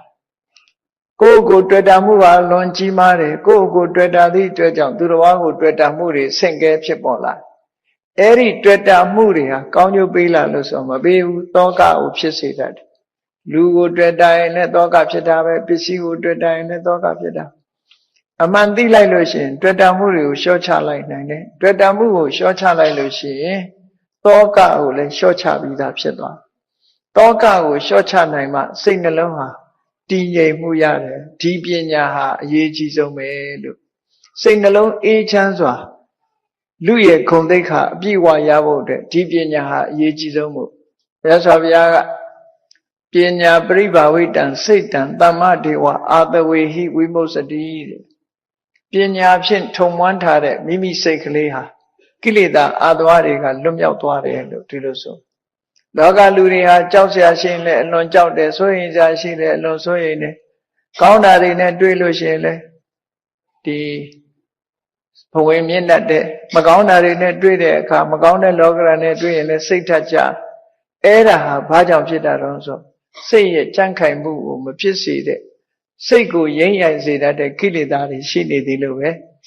အဲ့ဒီလောဘဒေါသမောဟဆိုတဲ့ကိလေသာတွေကိုဒီပညာနဲ့မှဆေးကြောတန့်စင်ပြလို့ရတယ်ဒီ ဒီပညာရှိလို့ကိလေသာတွေကိုဆေးကြောတန့်စင်ပြစ်လိုက်လို့ရှိရင်စိတ်ဓာတ်ဟာကိလေသာတွေကလွတ်မြောက်သွားပြီးတော့ကြန့်ခိုင်တဲ့စိတ်ဓာတ်မျိုးရဘုရားဘာသာဝင်ဖြစ်လာတဲ့ပုဂ္ဂိုလ်တိုင်းဟာနောက်ဆုံးပန်းတိုင်ဟာရိမ့်ရိုင်တုံလှုပ်ခြင်းမရှိတဲ့ကြန့်ခိုင်တဲ့စိတ်ဓာတ်ပိုင်ရှင်ဖြစ်ဖို့ဟာအဓိကကြစိတ်ဓာတ်ဟာကောင်းတာနဲ့တွေ့လည်းမတုံလှုပ်ဘူးမကောင်းတာနဲ့တွေ့လည်းမတုံလှုပ်ဘူးဖုဒ္ဓတလောကဓမ္မေစိတ်တယတနကမ္မတိလောကဓာတ်နေနဲ့ကြုံတွေ့တဲ့အခါမှာစိတ်ကိုမတုံလှုပ်ဘူးဆိုတဲ့ဒီမင်္ဂလာဟာအမြတ်ဆုံးမင်္ဂလာမျိုးဖြစ်လာစိတ်ဓာတ်ကြန့်ခိုင်မှုရဖို့အတွက်ဒီစိတ်ဓာတ်ကြန့်ခိုင်မှုရသွားခြင်းဟာလူရဲ့ဂုဏ်သိက္ခာထဲမှာအမြင့်မားဆုံးပဲဖြစ်တယ်။ဒါကြောင့်မို့မြတ်ဗုဒ္ဓကလူရဲ့ဂုဏ်သိက္ခာဖြစ်အရည်ချင်းတွေကိုဒီမနောဥဒ္ဒနာယေတန္တိမနုဿာဆိုတဲ့အဓိပ္ပာယ်ရမြင့်မြတ်တဲ့စိတ်ဓာတ်ရှိတဲ့ပုဂ္ဂိုလ်တွေကိုလူလို့ခေါ်တာဆိုမြင့်မြတ်တဲ့စိတ်ဓာတ်တွေစိတ်နဲ့ပတ်သက်တဲ့အရာတွေဟာအခုပြောခဲ့တဲ့သတ္တာတဲ့သီလတဲ့သုတတဲ့စာခတဲ့ပညာတဲ့အဲ့ဒီ၅မျိုးနဲ့ပြည့်စုံပြီဆိုလို့ရှိရင်ဘုန်းကြီးတို့တွေလူဂုဏ်သိက္ခာနဲ့ပြည့်ဝပြီးမိမိရဲ့ဆန္ဒတွေလုံးဝအောင်မြင်နိုင်ပါတယ်ကိုယ့်ဘဝမှာကျင့်တတ်စရာတွေရှိရလားဘာတွေဟာကျင့်တတ်စရာတွေလဲလို့ဘုရားမြတ်စွာဟောကြားဆုံးမတော်မူခဲ့တဲ့ဂီတုတ်တံကိုလေ့လာသုံးသပ်ကြည့်ပြီးတော့လူပေါင်းလူဘဝမှာနေကြတဲ့ဥပဒကဥပတိကာမလို့ခေါ်ကြတယ်ဘုရားဘာသာဝင်သူတော်စင်တွေအနေနဲ့အနည်းဆုံးကျင့်တတ်စရာအရေးချင်းတွေကိုယ်မှရှိရလားဆိုတာစဉ်းကျင်စဉ်းစားဖို့ပေါ့နော်မြတ်စွာဘုရားကဟောကြားထောက်ပြထားတဲ့အချက်တွေဒုသနာမှာရှိရင်ဒုဘဝမှာကျင့်တတ်စရာပဲဆိုတာကိုယ့်ကိုယ်ဆုံးဖြတ်လို့ရတယ်အကယ်၍မှဒီအချက်တွေမပြည့်စုံသေးဘူးဆိုရင်ကျင့်တတ်စရာမကောင်းသေးဘူးလို့ပြောဘဝမှာဘဝဆိုတာဟာကျင့်တတ်စရာတွေများစွာရှိတော့လေမကျင့်တတ်စရာတွေကလည်းများစွာရှိတယ်ပေါ့ဓမ္မရှုထောင့်ကကြည့်တဲ့အခါဘဝမှာမကျင့်တတ်စရာတွေကိုရှာဖွေတွေ့ထားဖို့လိုကျင့်တတ်စရာတွေကိုလည်းရှာဖွေတွေ့ဖို့လိုအပ်တယ်ပေါ့အဲ့တော့မိမိတို့အနေနဲ့မကျင့်တတ်စရာကောင်းတဲ့ဘဝမှာလူဖြစ်လာကြပြီးကျင့်တတ်စရာကောင်းတဲ့အချက်လက်တွေတို့မှာဘာတွေလိုအပ်တယ်လဲဆိုတာအလေးနဲ့စဉ်းကျင်စဉ်းစားပြီးတော့ကိုယ့်ဘဝပြုပြင်ကြရမှာမြတ်ဗုဒ္ဓရဲ့အဆုံးအမကတော့ mind center တိချင်းလို့ခေါ်တဲ့အတိုင်းစိတ်ကိုဗဟိုပြုပြီးတော့ဆုံးမတယ်အဲ့တော့မြန်မာနိုင်ငံမှာတော့မြတ်စွာဘုရားရဲ့အဆုံးအမတွေအလွယ်တကူနာယူပြီးတော့နေခွင့်ရတော့အလွယ်တကူကြားနာခွင့်ရတဲ့အခါမှာတခါတည်းမှာလူတွေမှာအမှတ်တမဲ့ပေါ်များတယ်လို့ထင်ပြီးတော့အလေးနဲ့ထားလိမ့်မရှိကြတာမျိုးကလည်းကြုံတတ်တယ်ပေါ့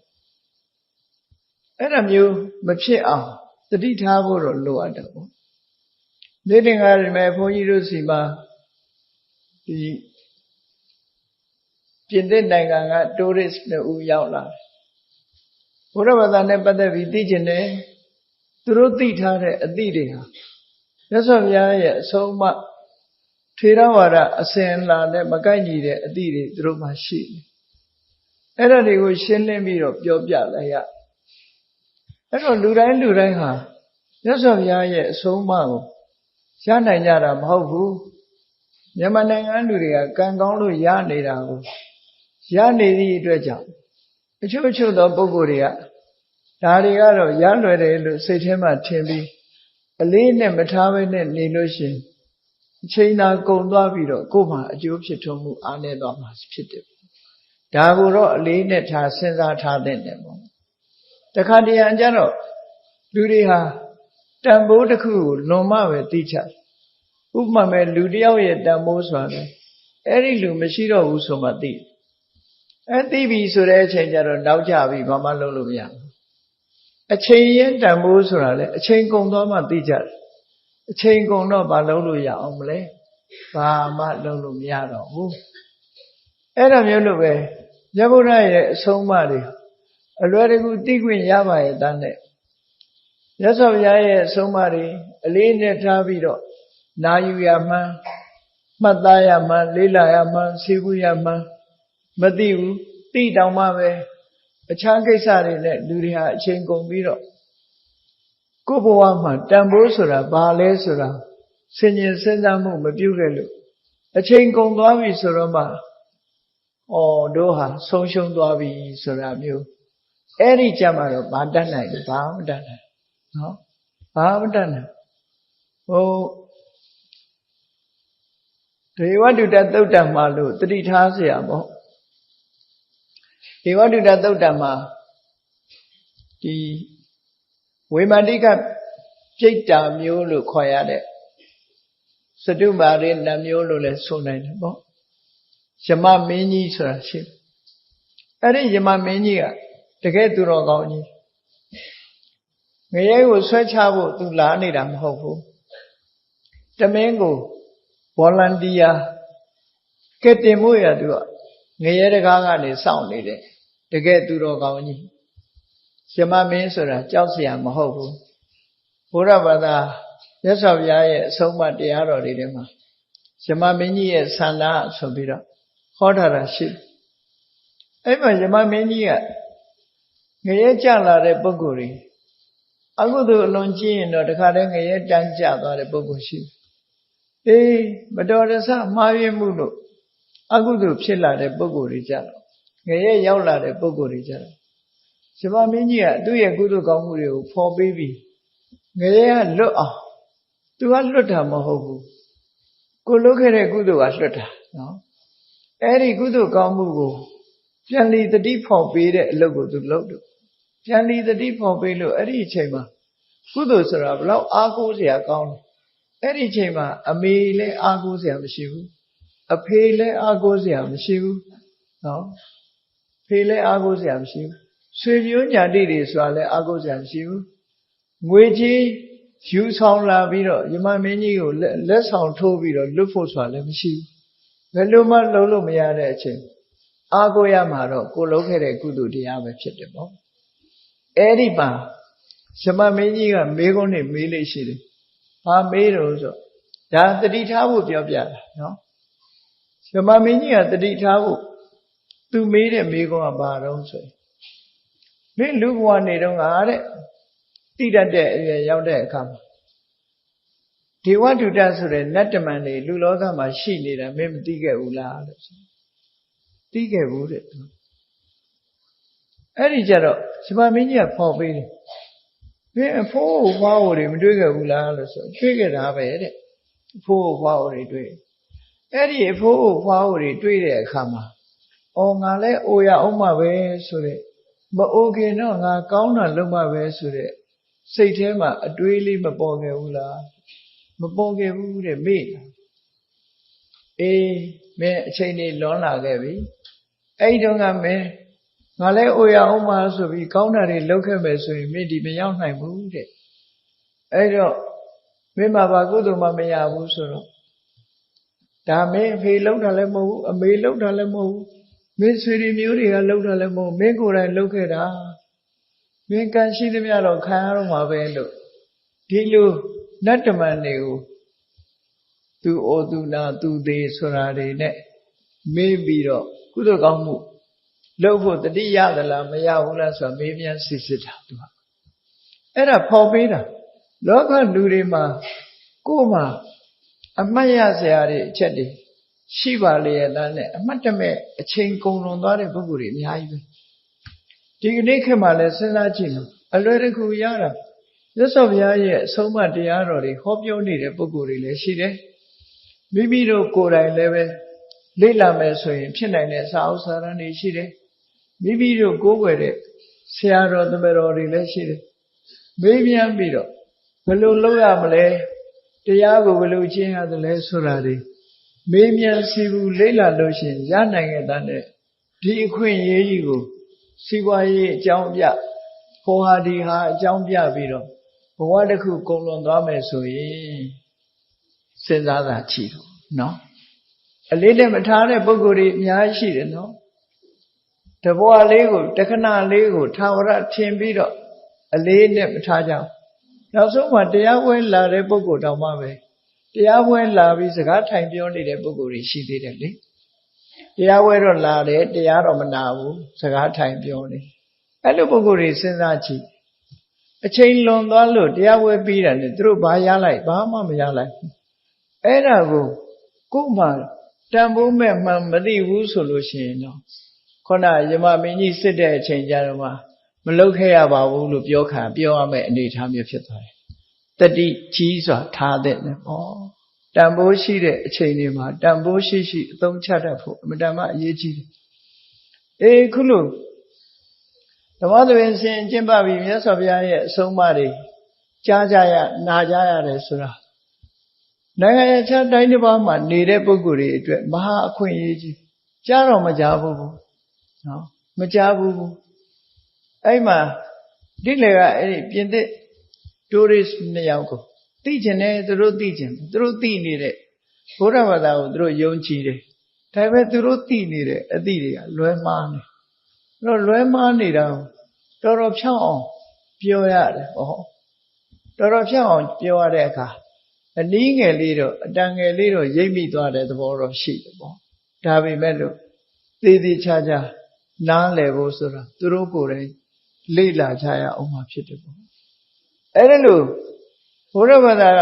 မြတ်ဘုရားရဲ့အဆုံးအမတွေကိုရချင်ရတဲ့နဲ့ရခွင့်မရှိတဲ့ပုဂ္ဂိုလ်တွေကဘာမှအများကြီးမြန်မာနိုင်ငံလူတွေကကံကောင်းလို့နော်အလို့လျောက်မြန်မာနိုင်ငံဘိုးဘွားမိဘတွေရဲ့အခြေစုတရားနဲ့နှစ်ပေါင်း1000လောက်ကတည်းကမြန်မာပြည်ကိုဘုရားဘာသာရဲ့ဘုရားရဲ့အဆုံးအမတရားတော်တွေဟာရောက်ရှိပြီးတော့ရရှိထားသည့်အတွက်ကြောင့်ခဏိဋ္ဌိသာသနာထွန်းလင်းပွင့်လန်းပြီးတော့နေသူသဖြင့်မန္တလေးမြို့သူမြို့သားတွေဆိုရင်ဒီမှာစာပေကျမ်းကတတ်တဲ့ဆရာတော်ကြီးတွေအမတန်မှမြောက်များစွာသတင်းသုံးတဲ့နေရာဖြစ်ပြီးတရားဓမ္မဆိုလည်းပဲနာယူခွင့်ကျင့်မှတ်ခွင့်တွေအများကြီးရှိရတဲ့အမှတ်တမဲ့နေပြီးတော့အချိန်ကြီးကုန်သွားကြမယ်ဆိုလို့ရှိရင်ခုနလိုပဲ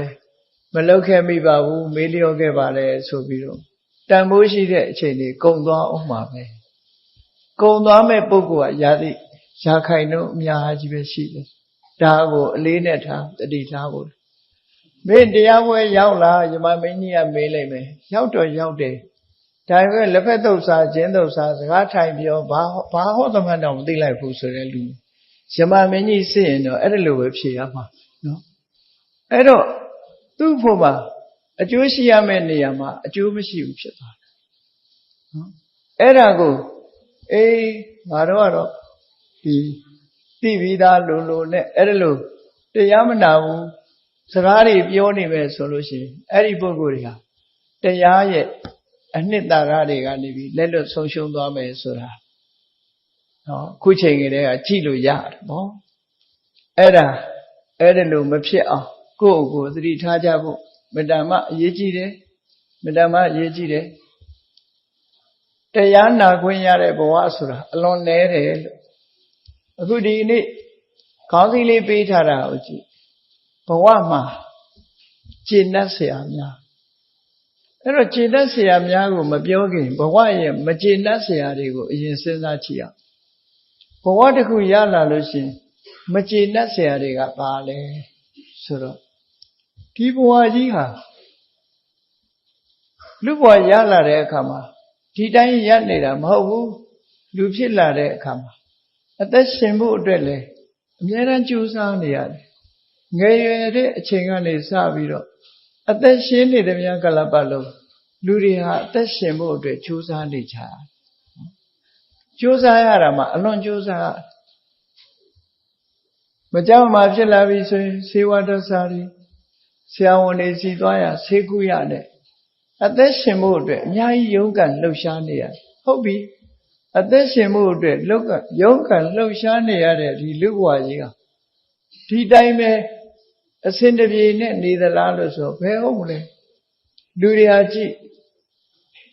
ဝေးလာတော့ငယ်ငယ်လေးကနေပြီးတော့ဒီလိုစားခါတောက်ခါအိတ်ခါနဲ့တဖြည်းဖြည်းကြီးလာပြီးတဲ့အခါမှာနုပြိုမှုတွေတဖြည်းဖြည်းဆုံးရှုံးလာပထမတော့လူဘဝနုပြိုမှုတွေနဲ့လာခဲ့တယ်ဆိုပါစို့စနစ်နဲ့ကြည့်လိုက်မယ်ဆိုလို့ရှိရင် တနှစ်သားကနေပြီး10နှစ်သားအရောက်ပြီဆိုလို့ရှိရင်မန္တဓာတကနုနယ်တယ်အမေဖေတွေညီကုန်းမောင်နှမတွေအတော်တွေကြီးတော်တွေအားကိုးပြီးနေရတဲ့အနေထားမျိုးသူကသူမရတည်နိုင်ဘူးကလေးဆိုနုနယ်တဲ့အရွယ်လေးပဲ17နှစ်လောက်ရောက်တဲ့အခါ17နှစ်ကနေပြီးအသက်20ကျတဲ့အမေဖေနာသိမ့်မကတ်ဘူးတငယ်ချင်းအပေါင်းအသင်းနေနဲ့သွားပြီးပြောတယ်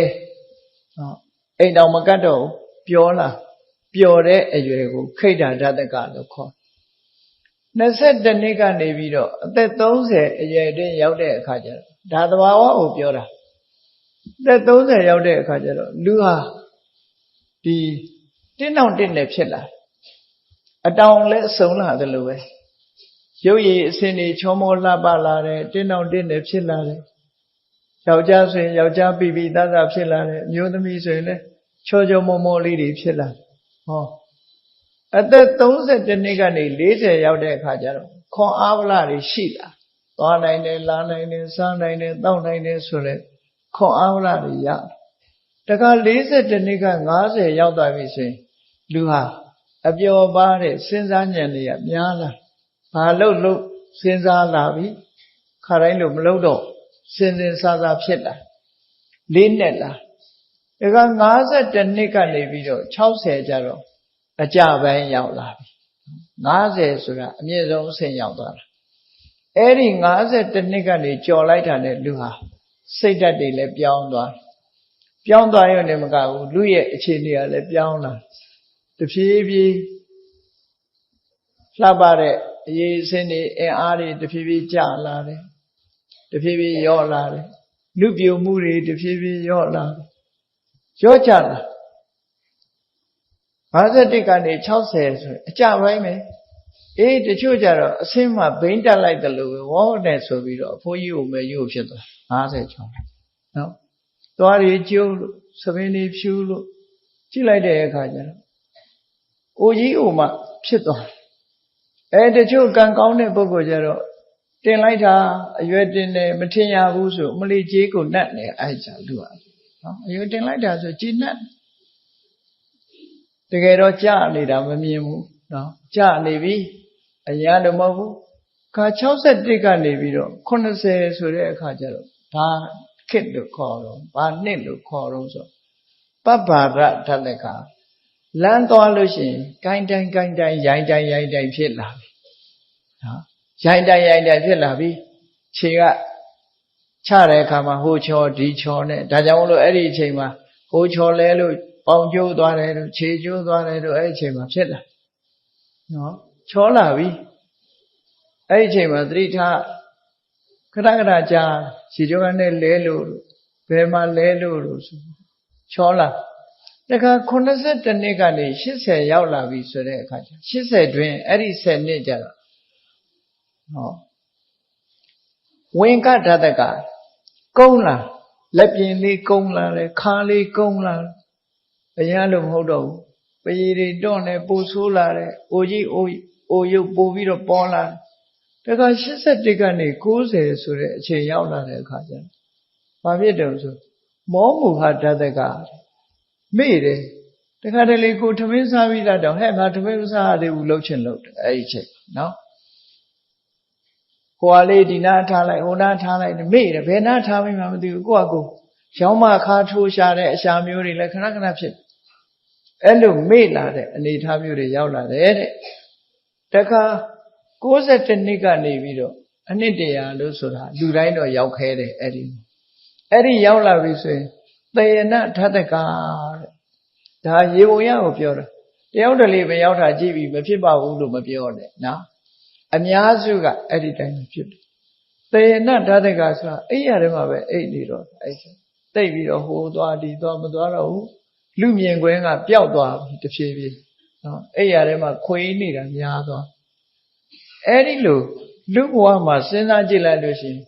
မတည်မြဲဘူး10နှစ်တစ်ချိန်အပြောင်းအလဲတွေနဲ့နှစ်90ရဲ့ဟိုဘက်ကျရင်တခါတည်းရောကျသွားတာအဲ့တော့ခြေနှက်เสียကောင်းလားဆိုဘယ်ခြေနှက်เสียကောင်းလူဘဝခြေနှက်เสียပဲကောင်းခဏလေးပဲအဲ့ဒါကြည့်မယ်ဆိုရင်ခြေနှက်เสียမကောင်းဘူးတဲ့ ဒါဖြင့်ဘုန်းကြီးတို့တွေလူဘဝမှာခြေနှက်เสียဆိုတာဘာတွေလဲအဲ့ဒီခြေနှက်เสียရဖို့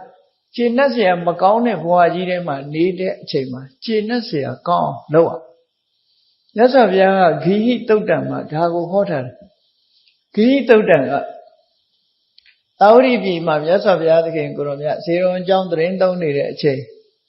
ကျောင်းတကအနာတပိန်တထေးကြီးနဲ့သူ့နောက်လိုက်နောက်ပါဥပဒက900ဘုရားထံရောက်လာကြတယ်မြတ်စွာဘုရားအနိပိုင်ဝင်ရောက်ချင်းကပ်ပြီးရှ िख ုဝါချပြီးထိုင်းနေတဲ့အချိန်မြတ်စွာဘုရားနားမှာဘယ်သူရှိတော့ဆိုလက်ရတော်ရာပညာအရာမှာထိတ်တန်းကြတဲ့ရှင်သာရိပုတ္တရာမထေရမြတ်ရှိအဲ့ဒါလို့ရှိနေတဲ့အချိန်မှာမြတ်စွာဘုရားကအနာရဝိတထေးတို့လိုပရိသတ်တွေနဲ့စကားပြောတာမဟုတ်ဘဲနဲ့ရှင်သာရိပုတ္တရာနဲ့စကားပြောတာအဲ့ဒီရှင်သာရိပုတ္တရာနဲ့စကားပြောတဲ့တရားဟောတဲ့ဆုံးမတဲ့စကားလေးဟာဒီနေ့အင်္ဂုတ္တရနေကယ်မှာမှတ်တမ်းတင်ထားတော့ဂိဟိတုတ်တံနဲ့ဒီလိုရှိတယ်နော်ဂိဟိတုတ်တဆိုအဲ့ဒီနာမည်နဲ့မှတ်ထားဂိဟိဆိုတာအိယတိထောင်လူပေါင်းမှာနေတဲ့တရားဓမ္မရှိညွှန်းတယ်အဲ့ဒီအိယတိထောင်လူပေါင်းမှာနေကြတဲ့တရားဓမ္မတွေခြေနှက်เสียတွေရှိတယ်အဲ့ဒီခြေနှက်เสียတွေရဖို့အရေးကြီးတယ်နာရဝိတထေးတို့ကရှင်သာရိပုတ္တရာနဲ့မြတ်စွာဘုရားကရှင်သာရိပုတ္တရာကိုပြောနေတဲ့ဒီစကားကိုအနာရဝိတို့ဥပဒက900ကနားထောင်နေကြတယ်အခြေအနေပေါ့အဲ့တော့မြတ်စွာဘုရားမိန့်ကြားပုံက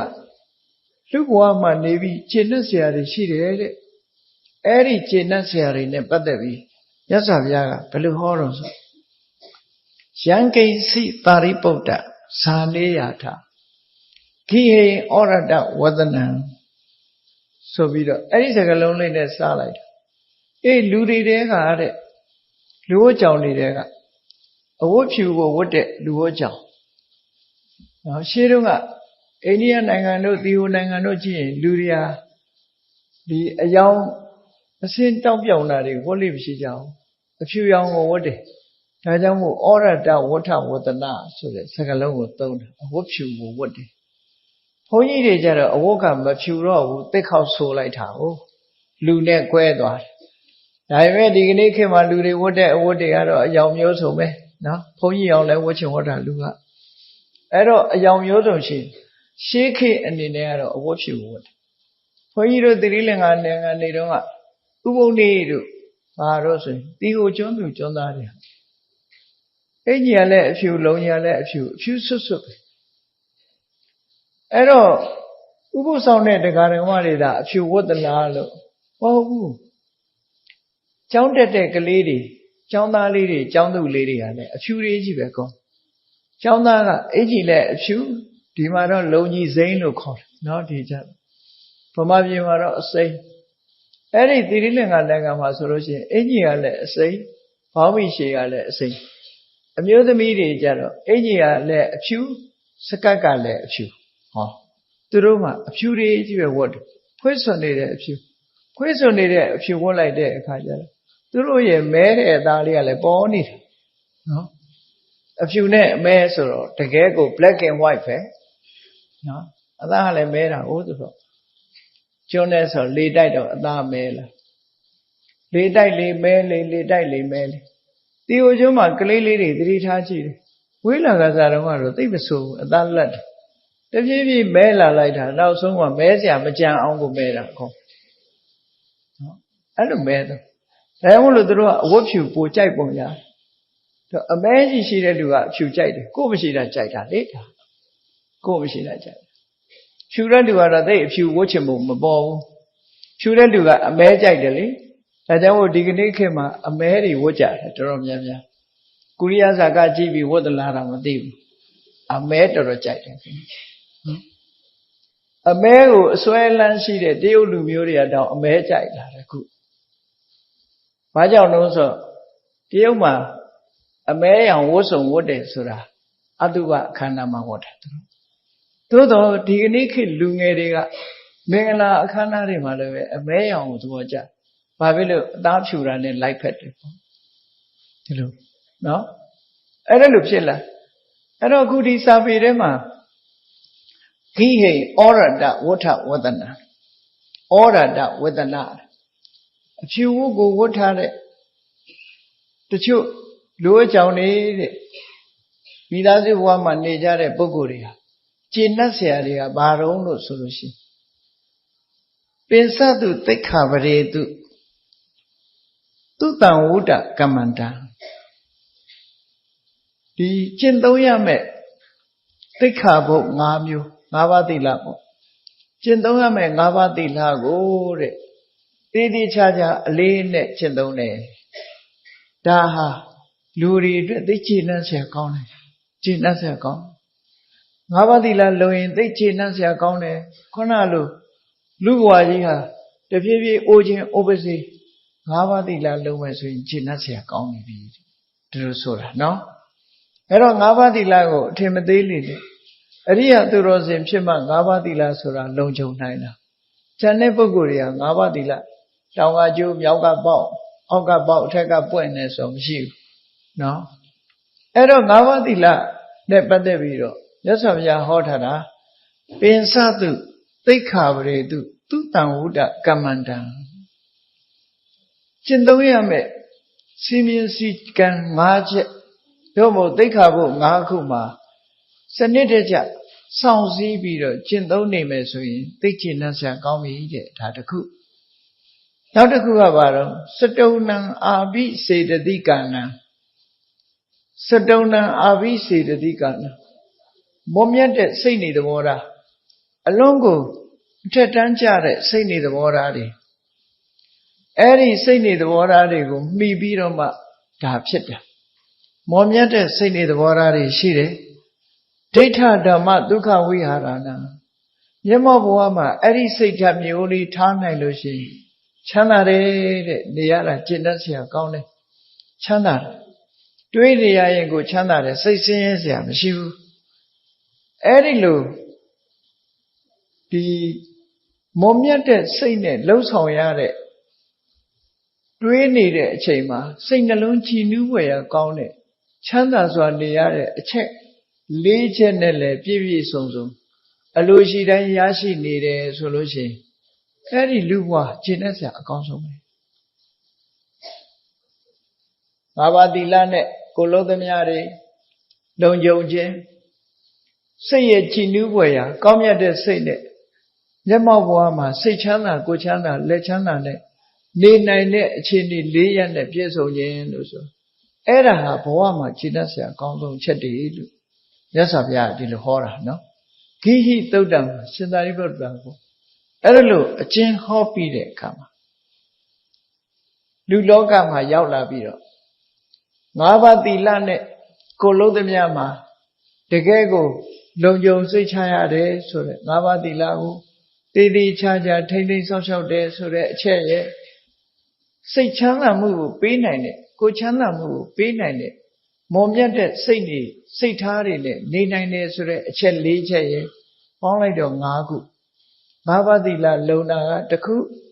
မွန်မြတ်တဲ့စိတ်နေသဘောထားတွေနဲ့ချမ်းချမ်းသာသာနေနိုင်တာက၄ခုပေါင်းလိုက်တော့၅ခုအဲ့ဒီ၅ခုနဲ့ပြည့်စုံနေတဲ့လူဘဝကျေနပ်စရာအကောင်းဆုံးလူဘဝပဲလို့မြတ်စွာဘုရားဒီလိုဟောတာပေါ့အဲ့ဒါလိုဟောပြီးမြတ်စွာဘုရားကဘာပြောတော့အဲ့ဒီအချက်၅ချက်နဲ့ပြည့်စုံပြီဆိုလို့ရှိရင်တဲ့ဒီလူဟာကိုယ့်ကိုယ်ပြောနိုင်တယ်ဟေးငါတို့ကတော့ငရဲဘယ်တော့မှမရောက်ဘူးငါတို့ကဘယ်တော့မှတရိစ္ဆာန်မဖြစ်ဘူးငါတို့ဘယ်တော့မှပြိတ္တာဘဝမရောက်ဘူးငါဟာအပယ်လေးပုံကလွတ်တယ်ငါဖို့အပယ်တကားပိတ်ပြီငါဟာသောတာပန်နဲ့တူတယ်သောတာပန်ဖြစ်နေပြီလို့ကိုယ့်ကိုယ်ကိုပြောချင်ပြောလို့ရတယ်လို့မြတ်စွာဘုရားဒီလိုဟောတာနော်ကိုယ့်ကိုစိတ်ချယုံကြည်တော့လေမြတ်စွာဘုရားဒီအချက်တွေနဲ့ငါးပါးသီလလည်းလုံနေကိုယ်စိတ်လေးကိုစိတ်ချမ်းသာသာနဲ့ကောင်းမြတ်တဲ့တရားလေးနှလုံးသွင်းပြီးနေနိုင်တာ၄မျိုးအဲ့ဒီအချက်တွေနဲ့ပြည့်စုံပြီဆိုလို့ရှိရင်အေးငါဘဝအရာတော်တယ်ငါတို့ကတော့ဘယ်တော့မှငရဲမကြဘူးငါတို့ကဘယ်တော့မှတိရစ္ဆာန်ဘဝမရောက်ဘူးငါတို့ကဘယ်တော့မှပြိတ္တာဘဝမရောက်ဘူးဒုက္ခတိဘုံငါတော့ဘယ်တော့မှမရောက်ဘူးငါဟာတကယ်ကိုသောတာပန်ပုဂ္ဂိုလ်လိုပဲလို့ ကိုပြောခြင်းပြောလို့ရတယ်ဒီအရေးချင်းနေတာရှိပြောလို့ရဟောဘလောက်ကျေနပ်เสียကောင်းလဲဒါမြတ်စွာဘုရားဒီလိုဟောတယ်နော်အလွန်ကျေနပ်เสียကောင်းတဲ့အချိန်ကိုဒီဘဝအကြောင်းကိုယ်တိုင်သိကြလူတွေဟာဘဝတစ်ခုရထားတဲ့ဒီဘဝကိုဘယ်လိုနေတယ်ဘယ်လိုထိုင်တယ်ကိုဘဝရဲ့အခြေအနေစီဝါရေးအစဉ်ပြေတယ်မပြေဘူးဆိုတာတွေကစကိုဘဝကိုသိနေကြအေးတေတီအချမ်းမဲ့ငါဘာဖြစ်မဲ့ဆိုတဲ့အပေါ်မှာလူတွေဟာမတွေးဆနိုင်ကြဘူးပေါ့အေးအခုပြောတဲ့အချက်တွေနဲ့ညီလို့ရှိရင်နောက်ဘဝလည်းပူစရာမရှိဘူးရန်ကုန်မြို့မှာဆွေတွေမျိုးတွေနဲ့အိမ်ရှိတဲ့ပုဂ္ဂိုလ်တယောက်ကအခြေပြေးထသွားဟိုမှာကိုနေစရာအိမ်နဲ့အစင်းနဲ့အလုံးမတွေ့ဘူးအခါမှရန်ကုန်မရောက်ဘူးရန်ကုန်သွားမှအသိလည်းမရှိဘူးဆိုရင်တော့စိတ်ပူခေါင်းပူလိမ့်အဲ့ဒါလိုမဟုတ်ဘဲနဲ့ရန်ကုန်မှာဆွေတွေမျိုးတွေလည်းရှိတယ်ကိုယ်ပိုင်အိမ်လည်းရှိတယ်ဆိုတဲ့လူတယောက်ဟာဘယ်အချိန်သွားရသူကအခြေမရွေးသူ့အဖို့မှာဘာမှမထူးတယ်လို့အေးအဲ့ဒါလိုပဲငါးပါးသီလလည်းလုံးနေမယ်စိတ်ချမ်းသာမှုကိုပေးနိုင်တဲ့ဒီအတွေးတွေကိုလည်းပဲအလွယ်တကူရနိုင်မယ်ဆိုတဲ့ပုဂ္ဂိုလ်တယောက်စိတ်ချမ်းသာမှု၄မျိုးနဲ့ပြည့်စုံပြီဆိုတဲ့ပုဂ္ဂိုလ်နောက်ဘဝဆိုတာသူ့အတွက်ကိန်းတွေကောင်းရဘဝရောက်မယ်ဆိုတာကိုယ့်ကိုဆုံးဖြတ်တယ်ဘယ်သူမှသွားမေးစရာမလိုဘူးဒီလိုဆိုတာပေါ့နော်အဲ့ဒါဘဝမှာခြေနှက်စရာအကောင်းဂိသုတ်တံမှာဒီလိုဟောတာမြတ်စွာဘုရားသောအကင်္ခမာနောအတ္တနာဝအတ္တနာဗျာကလေးရသူကြိုက်ရင်ပြောတဲ့ကိုယ့်အကူသောတပန်နောဟမတမိငါသောတပန်ပဲလို့ကိုယ့်ကိုပြောတယ်ခိနာပါယဒုက္ခတိအပေလေးပုံကငါလွတ်သွားပြီလို့ကိုယ့်ကိုပြောလို့ရပါတယ်လို့ဒီလိုဆိုထားတာဟုတ်အဲ့တော့ဘလောက်ကျင့်တတ်เสียကောင်းတော့အဲ့ဒါလိုကျင့်တတ်เสียဘဝမျိုးကိုဘယ်သူလုပ်ရမှာတော့ကိုယ်ပဲလုပ်ရမှာဖြစ်တယ်ပေါ့အဲ့ဒီလိုကျင့်တတ်เสียဘဝမျိုးကိုလုံးမထားဘူးဆိုလို့ရှိရင်တော့ဤဘဝဤချမ်းမဲ့မှာနောင်ဘဝဆိုတာကြောက်เสียလန့်เสียတစ်ခုဖြစ်မှာဒီဘဝမှာအစဉ်ပြေးနေပြီနောင်ဘဝအစဉ်ပြေခြင်းမပြေမှာဘယ်ဘဝပဲဖြတ်မှမသိဘူးဆိုတာမျိုးကကြောက်เสียအကောင်းဆုံးပဲဖြစ်တာပေါ့မျက်စိမိတ်ပြီးတော့ကြောက်ကဘာကြီးတဲ့ခုံဆင်းလိုက်ရတယ်လို့အောက်မှာမွေလားကင်းလားတတဝါလားရှင်သေးတွေလားကြားတွေလားကိုယ်ကြိုက်မဲ့အကောင်းတွေနဲ့လားဆိုတာဘာမှမသိပဲနဲ့မျက်စိမိတ်ပြီးခုံဆင်းလိုက်ရတဲ့ပုဂ္ဂိုလ်ရဲ့အခြေအနေမျိုးဟာဘလောက်ကြောက်မဲ့ဖွယ်ကောင်းလဲအေးဘဝမှာကျင့်တတ်เสียတွေအားရเสียတွေမရှိဘူးဆိုရင်မျက်စိမိတ်ပြီး6ကဘာကြီးတဲ့ခုံချရလောက်ဒါတဲ့ပို့ပြီးကြောက်เสียကောင်းတာကတော့ဒီကျင့်တတ်เสียမရှိတဲ့ပုဂ္ဂိုလ်ဖို့ငရဲကြမှာလားပြိတ္တာဖြစ်မှာလားတရေဖြစ်မှာလားဆိုတာမသိနိုင်တဲ့အနေအထားမျိုးပဲပေါ့ဒါကြောင့်မို့မြတ်စွာဘုရားဘဝမှာကျင့်တတ်เสียတွေကိုယ်ကိုရှိအောင်ကြိုးစားလို့ဆိုလိုတယ်ကျင့်တတ်เสียတွေရှိအောင်ကြိုးစားထားကြဒီကျင့်တတ်เสียတွေနဲ့ပြည့်စုံနေတဲ့ပုဂ္ဂိုလ်တယောက်ကိုယ့်ဘဝကိုဒီဘဝမှာလည်းကျင့်တတ်เสียကောင်းမယ်နောက်ဘဝမှာလည်းကျင့်တတ်เสียကောင်းဒီလိုဆိုတာပေါ့နော်အဲ့တော့ဒီစိတ်မြင့်မြတ်တဲ့စိတ်နဲ့စိတ်ကိုကြည်နူးအောင်မတန့်စင်သေးတဲ့စိတ်မစင်ကြယ်သေးတဲ့စိတ်တွေစင်ကြယ်လာစေတဲ့အင်္ဂါရပ်တွေဒါတွေကိုကိုယ်တဏ္ဍာမှာကြိုးစားပြီးတော့လှုပ်ဆောင်ရမှာဖြစ်တယ်ဒါဟာဒီအချက်နဲ့ပတ်သက်ပြီးမြတ်စွာဘုရားတခုချင်းရှင်းပြတယ်ဘာဝသီလနဲ့ပတ်သက်လာလို့ရှိရင်တဲ့ကိုယ့်ကိုယ်ဆင်ခြင်စဉ်းစားကြည့်ခဏကဆောက်တည်သွားတဲ့၅ပါးသီလအဲ့ဒီ၅ပါးသီလနဲ့ပတ်သက်လာလို့ရှိရင်သူကတကယ်ကိုစင်စင်ကြယ်ကြယ်တရားဓမ္မကိုမျက်မျက်နှိုးနှိုးအနေနဲ့ထိန်းသိမ်းဆောက်ရှောက်ရင်ကျိုးတာလည်းမရှိဘူးပေါက်တာလည်းမရှိဘူးပျောက်ကြားတာလည်းမရှိဘူးနော်ကျိုးပေါက်ပျောက်ကြားမရှိပဲနဲ့ကျိုးတယ်ဆိုတာပါဏာတိပါဒလေးတော့မလွတ်ဘူးဆိုရင်ဒါကျိုးသွားတယ်လို့ခေါ်နောက်ဆုံးသူရမေရိယာလေးတော့မလွတ်ဘူးဆေးပြဝါပြလေးရှိသေးတယ်ဆိုကျိုးပြန်ပြီနော်ကျိုးတယ်ဆိုတာဟိုဘက်တစ်ဖက်ဒီဘက်တစ်ဖက်ကျိုးတယ်ပေါက်တယ်ဆိုတာအလဲကောင်ကကာမေတုမိစ္ဆာဆရာလေးကမပြတ်ဘူးဆိုရင်ဒါပေါက်သွားတယ်ခေါ်အဲ့ဒါလို့ကျိုးတယ်ပေါက်တယ်ပျောက်တယ်ကြားတယ်တကွက်ကြားတယ်လုံတဲ့ဟာလုံမလုံတဲ့ဟာမလုံအဲ့ဒါမျိုးမဖြစ်ဖဲနဲ့ဘာဖြစ်လဲဘုစိတ်တ၅ပါးသီလအပေါ်မှာတကယ်ကိုမျက်မျက်နှုံနှုံထိမ့်သိမ်းဆောက်ရှောက်တယ် ကိုချင်းသီလအနေနဲ့မြန်နှိုးထားတယ်သို့မဟုတ်၅ပါးသီလနဲ့နော်ကောရတုဂတိရောက်ဖို့ဆိုတဲ့ဆောင်ထိန်မှုမျိုးမဟုတ်ဘဲနဲ့၅ပါးသီလရဲ့တန်ဖိုးကိုသိပြီးတော့ထိမ့်သိမ်းစောင့်ရှောက်တယ်ဝိညာဉ်ပတ္တထသူ့ရဲ့၅ပါးသီလကိုပညာရှိတွေကိုချီးမွမ်းလောက်တယ်တော်လိုက်တာသူ၅ပါးသီလအစွမ်းအထင်မရှိပါဘူးလို့ချီးမွမ်းလောက်အောင်ရှိရအပရမတ္ထ၅ပါးသီလအပေါ်မှာငါဟာဆိုတဲ့တဏှာဒိဋ္ဌိနဲ့ဆွဲလန်းတာသို့မဟုတ်မှားယွင်းတဲ့အမြင်တွေနဲ့ဆွဲလန်းထားတာမျိုးမရှိဘူးဆိုပါစို့၅ပါးသီလနဲ့ပတ်သက်ပြီးတော့သူကမှန်မှန်ကန်ကန်ရှုမြင်သုံးသပ်တတ်တယ်ပေါ့သီလရဲ့အရေးချင်းဟာဘယ်အတိုင်းတာအထိဖြစ်တယ်ဆိုတာမှားမှန်ရင်သုံးသပ်တဲ့အနေအထားမျိုးအမြင်မျိုးမရှိပဲနဲ့တကယ့်ကိုစင်စင်ကြယ်ကြယ်၅ပါးသီလကိုထိမ့်သိမ်းဆော့ရှော့လို့သမာဓိတံဝတ္တနိက၅ပါးသီလပေါ်မှာအာယုံစိုက်ပြီးတော့ပါဏာတိပန္တာကလွတ်တယ်ဆိုတာဆင်ញင်တယ်အာရိဏရဏကင်းတယ်ဆိုတာဆင်ញင်တယ်ကာမေတုမိစ္ဆာစာရကင်းတယ်ဆိုတာဆင်ញင်တယ်အဲ့ဒါလို့သီလပြည့်ပြည့်စုံစုံဆင်ញင်လိုက်တဲ့အခါမှာစိတ်တည်ငြိမ်မှုတွေဖြစ်ပေါ်တယ်ကိုယ်သီလကိုဆင်ញင်စဉ်းစားကြည့်လိုက်လို့ရှိရင်လူဟာစိတ်တည်ငြိမ်နော်ကိုယ်သီလကိုအသိဆုံးကိုယ်သီလမှာကိုဘာတွေဖောက်ဖျက်နေတယ်ဆိုရင်အဲ့ဒီလူရဲ့စိတ်ဟာဒီလှုပ်ရှားရိမ့်ရိုင်နေတဲ့စိတ်ပဲဖြစ်တယ်။၅ပါးသီလကိုဆင်ញင်စဉ်းစားလိုက်တဲ့အခါမှာစိတ်လေးကငြိမ်ပြီးတော့ကြည်နူးမှုတွေရသွားသမာဓိတံဝတ္တနိကသမာဓိကိုဖြစ်စေစိတ်လေလွတ်မှုကိုမဖြစ်ပဲ၅ပါးသီလပေါ်မှာအာယုံထားပြီးတော့ကျင့်နှက်မှုတွေနဲ့လားအဲ့ဒါလို့ဖြစ်အောင်၅ပါးသီလကိုထိမ့်သိမ်းဆော့ရှော့နိုင်ရမယ်တဲ့မြတ်စွာဘုရားဒါသူတံဝိတကမ္မန္တသူတံဝုဒ္ဒကမ္မန္တစနစ်တကျထိမ့်သိမ်းဆော့ရှော့ထားတဲ့၅ပါးသီလဒီလို၅ပါးသီလကိုစနစ်တကျထိမ့်သိမ်းဆော့ရှော့ထားရင်ကျေနပ်စရာကောင်းပြီမြတ်စွာဘုရားဒီလိုဟောသိကျေနပ်စရာကောင်းတယ်နောက်တစ်ခါ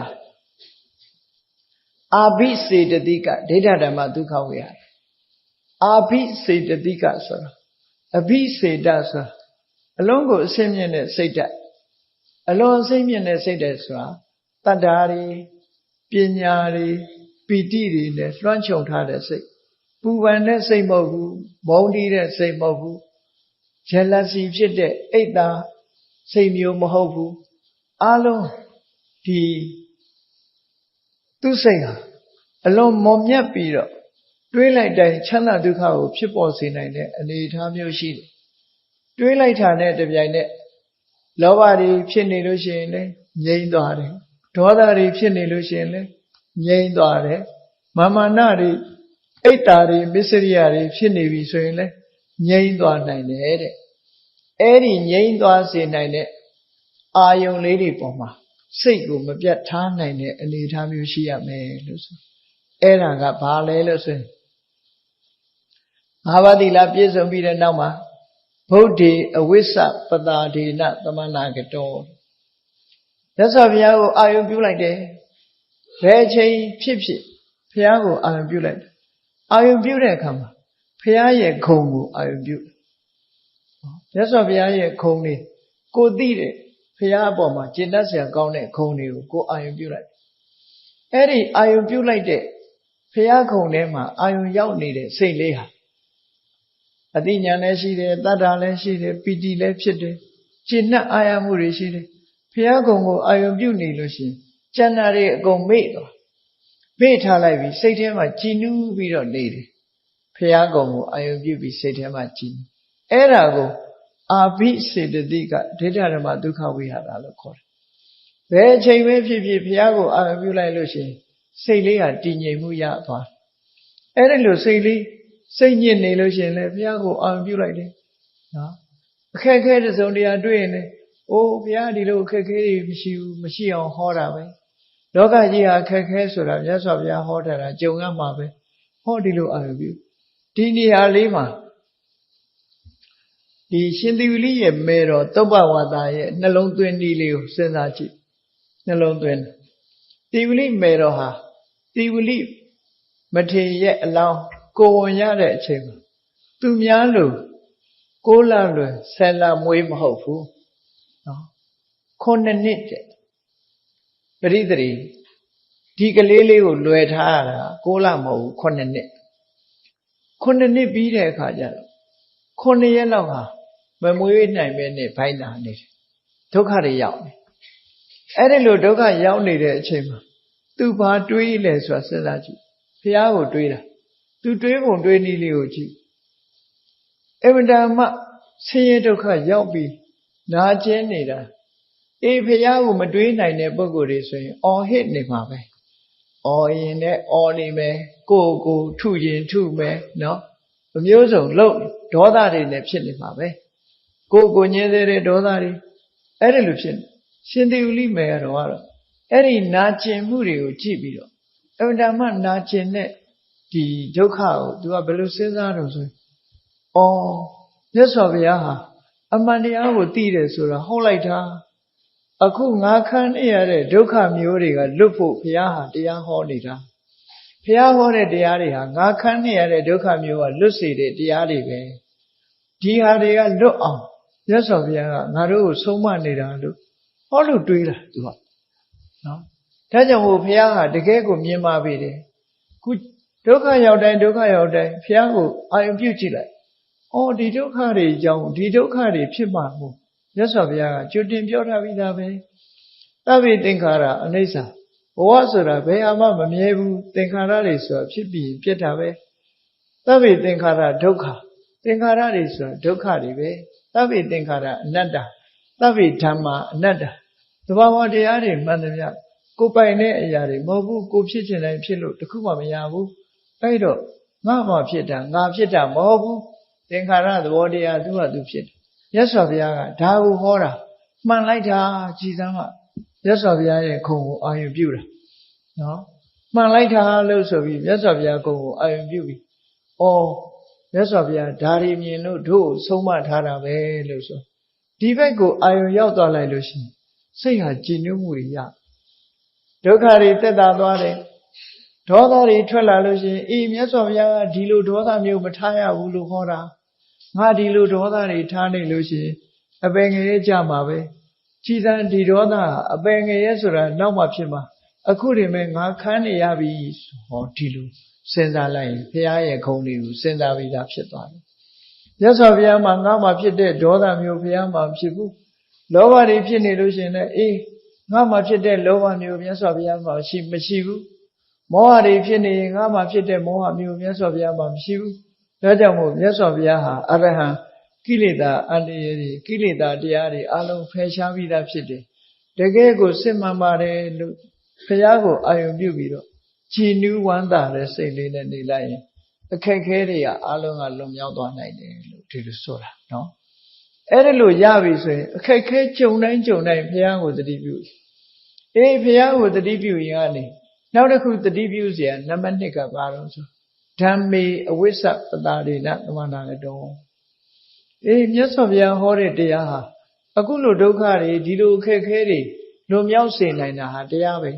ဒါကြောင့်မို့တရားမှတပါးငါမှအားကိုးရမရှိဘူးကြည်လေငါဒေါသထွက်နေတာကိုမြတ်စွာဘုရားဒီဒေါသငြိမ်းအောင်မေတ္တာပွားရမယ်လို့ဟောထားတယ်အဲ့တော့ဒီမေတ္တာပွားလိုက်တာနဲ့ဒေါသဟာငြိမ်းအေးသွားမှန်လိုက်တာဆိုပြီးတရားပေါ်မှာလက်တွေ့ခံစားရတယ်ကြည်နက်တဲ့စိတ်တွေသဘောထားတွေဖြစ်ပေါ်လာတယ်ပေါ့နော်အခက်အခဲတစ်ခုကိုရှောင်လိုက်တာအေးလောဘတွေဖြစ်နေလို့ရှိရင်လည်းကြည်တွေ့တာမှုတွေဖြစ်တယ်လူကိုတွေ့တာလားပစ္စည်းကိုတွေ့တာလားတွေ့တာမှုတွေနှစ်ခုရှိအဲ့ဒီလိုလူကိုဖြစ်ဖြစ်ပစ္စည်းကိုဖြစ်ဖြစ်လူကိုတွေ့တာတယ်စုံမဲ့နေတယ်ဆိုလို့ရှိရင်အေးမတက်မတဲဖြစ်နေတဲ့ရွံစရာကောင်းတဲ့အတုပအမြင်မျိုးကိုမြင်လိုက်မယ်မတင့်တယ်တဲ့သဘာဝတရားတွေအေးသူ့ပါဇက်ကပဲဖြစ်ဖြစ်ငါပါဇက်ကပဲဖြစ်ဖြစ်ထွက်သမျှဟာမှုကြိုင်တဲ့အနတ်မရှိဘူးအပုံနှံနေကြီးပဲလူတွေရဲ့ခန္ဓာကိုယ်မှာရှိတဲ့ထွက်သမျှသဘာဝတွေဟာအင်မတန်မှနံစော်တဲ့အရာတွေသာဖြစ်တယ်အပေါ်ယံကလှုပ်ထားတဲ့အမွှေးကြိုင်နေတာကြောင့်မွှေးနေတာတကယ်တော့လူတိုင်းဟာမတ္တရိစရာတွေကြီးပဲခန္ဓာကိုယ်ထဲကထွက်တာတွေမှန်သမျှဘယ်နေရာကထွက်သိမ့်ထားစရာတခုမှမရှိဘူးအမှန်တမ်းမှယွန်စရာကောင်းတယ်ဆိုတာတွေးလိုက်တာနဲ့တပြိုင်နက်ဘာဖြစ်သွားဒီရာဂစိတ်ဟာရောကျသွား ပစ္စည်းဥစ္စာနဲ့ပတ်သက်ပြီးတန်ရောစဉ်ဖြစ်နေပြီဆိုလို့ရှိရင်အေးပစ္စည်းဆိုတာနော်ငါမသုံးလို့ရှိရင်လေအချိန်တိုင်းရင်သူ့ဟာသူဟောင်းသွားမှာပြက်သွားမှာပဲငါနှမျောနေလို့အလကားပဲငါကတော့လည်းပစ္စည်းကိုစွန့်သွားရမယ်ပစ္စည်းကတော့လည်းငါ့ကိုစွန့်သွားလိမ့်မယ်အဲ့တော့ဒီပစ္စည်းပေါ်မှာငါတန်ဒီမဝတ်ရဲ့မစားရဲ့မကန်ရဲ့လုံနေတာဟာဘာမှအကြောင်းကျိုးကြောင်းစီလျော်တာမဟုတ်ဘူးအလုံးဟာအနိစ္စသဘောတရားအရာအချိန်တိုင်းရင်ပြတ်သွားမှာပဲဆိုတဲ့အနိစ္စတင်ညာနှလုံးသွင်းလိုက်တာနဲ့တွေ့တာမှုတွေရော့သွားဟိုတွေ့တာမှုတွေရော့သွားတော့မြတ်စွာဘုရားဟောတဲ့တန်ဒိဋ္ဌိကိုယ်တိုင်သိနိုင်တယ်ဆိုတာဟုတ်တာပါလားစဉ်းစားကြည့်လေဒေါသလေးဖြစ်လာလို့ရှင်သိခံခြင်းခွင့်လွှတ်ခြင်းဘက်ကစဉ်းစားလိုက်ချက်ချင်းပြေသွားချက်ချင်းပြေသွားအဲ့ဒါလို့ဓမ္မအပေါ်မှာကျင့်နဲ့အားရလောက်အောင်နှလုံးသွင်းဆင်ခြင်မယ်ဆိုရင်လူဟာချမ်းသာမှုကိုရသွားနိုင်တယ်ပေါ့ဒီလိုဆိုတာဟောနောက်တစ်ခုတတိယအချက်ကတော့ဘာလို့တန်ခေအဝိစ္စပတာရိဏသမဏကတောအရိယတန်ဃာတွေကြည့်လိုက်လောဘတွေကင်းအောင်ကျင့်တယ်ဒေါသတွေကင်းအောင်ကျင့်တယ်မောဟတွေကင်းအောင်ကျင့်တယ်ယန္တာဖြစ်သွားပြီလောဘလည်းကင်းသွားတယ်ဒေါသလည်းကင်းသွားတယ်မောဟလည်းကင်းသွားအေးတန်ဃာတော်အရှင်မြတ်တွေကုသိုလ်ကောင်းမှုဒုလုံးလိုက်ရရင်အနုတ္တရံပုညံခိတံလောကတံဒီကုသိုလ်ကောင်းမှုလုပ်လိုက်တာအကျိုးတွေမြတ်များစွာရတယ်စဉ်းကျင်စဉ်းစားကြည့်တယ်ဒီတန်ဃာတွေကိုလှူလိုက်လို့ဥပမာမဲ့ကိုတိတာဆိုလို့ရှိရင်ပြောမယ်ဆိုရင်တကယ်ကိုဆင်းရဲသားတစ်ယောက်ဟာသူများအိမ်ကအခစားနဲ့လဲထုံပြီးတော့နေရတဲ့ပုံနာတို့လိုသူရင်းငှားတယ်ရှင်သာရိပုတ္တရာမထေရမြတ်ကိုတပူလေးနဲ့ရေလေးကပ်လိုက်ရတယ်ဇနီးလုပ်တဲ့ပုဂ္ဂိုလ်ကတဏှတ်စာဆောင်းလေးလှူလိုက်ရတယ်အဲ့ဒါလေးတွေပေါ်မှာအာယုံစိုက်လိုက်တာမကြခင်ကပဲသူထွန်ရက်ထားတဲ့ရေကြီးခဲတွေကရွှေဖြစ်သွားတယ်ချက်ချင်းကြီးအကျိုးပေးတာလို့အနုတ္တရံပုညံခိတံလောကရှင်မကသဗ္ဗမထေရမြတ်ကြီးကိုဆုံးတဆုံးလောက်လောင်းလိုက်ရလို့ရှိရင်အဲ့ဒီပုဂ္ဂိုလ်ဟာချက်ချင်းတထေးရင်လည်းဖြစ်တယ်စစ်သူကြီးရင်လည်းဖြစ်တယ်ယာဓုတွေရသွားတယ်ချက်ချင်းကောင်းကျိုးချမ်းသာတွေကိုပေးဆောင်နိုင်တယ်ပေါ့အဲ့ဒါလို့တန်ခါကုံတွေကိုအာယုပြုပြီးတော့နှလုံးသွင်းဆင်ခြင်လိုက်မယ်ငါတို့ဟာကုသိုလ်ကောင်းမှုလုပ်ချင်တယ်ဒီတန်ခါတွေမရှိရင်တို့ကုသိုလ်လုပ်လို့မရဘူးလောကမှာကိုကျင့်သီလမရှိတဲ့တရောင်းစားပဲပေးเสียရှိမယ်ခွေးတွေပဲကျွေးเสียရှိမယ်အခုလို့မုံမုံမြတ်မြတ်ကိုကျင့်သီလနဲ့နေတဲ့တန်ခါတွေရှိသည့်အတွက်ကြောင့်တို့တွေဟာတို့ပစ္စည်းတွေလှူရတန်းရကြို့နှက်ပြီးဒီကုသိုလ်ကောင်းမှုဟာတို့အတွက်တုံ့ပြန်မှုတွေအလွန်ကြီးမားတဲ့အကျိုးတရားတွေကိုရမှာပဲလို့ဟောတန်ခါကုံကိုအာရုံပြုပြီးတော့ဆင်ញင်ဆုံးသက်လိုက်လို့ရှိရင်လူဟာစိတ်ကြည်နူးမှုတွေရလာအကုန်လုံးမေ့သွားပြီးတော့စိတ်ထဲမှာကျေနပ်သွားအလုံးကျေနပ်သွားအခုလိုကြောင်းကြီးတွေဆောက်ပြီးလှူကြတဲ့ဒကာတော်မတွေလည်းစဉ်းစားကြည့်မကုန်ဘူးလားကုန်တယ်အဲ့ဒီကုန်လိုက်တဲ့ဟာကရလိုက်မဲ့အကျိုးကြတော့ကုန်တာတဲ့အစာပေါင်းများစွာရဘာကြောင့်ရတာတော့စဉ်းစားကြည့်လေဒီပြဟာမကြည့်နဲ့မျိုးစေ့နဲ့နှိုင်းရှင်ပြီးတော့ကြည့်တရက်စိတ်လေးတစ်စိစိုက်လိုက်တယ်တရက်ပင်ပေါက်လာကိုစိုက်တာကတစ်စိတည်းစိုက်တာနော်တရက်ပင်ပေါက်လာလို့တရက်ပင်ကတီးလိုက်တဲ့အခါကျတော့အသီးပေါင်းမြောင်များစွာဖြစ်တယ်လှုပ်တာကတခုတည်းရတာကအများကြီးဒါနကောင်းမှုဆိုတာလေအဲ့တိုင်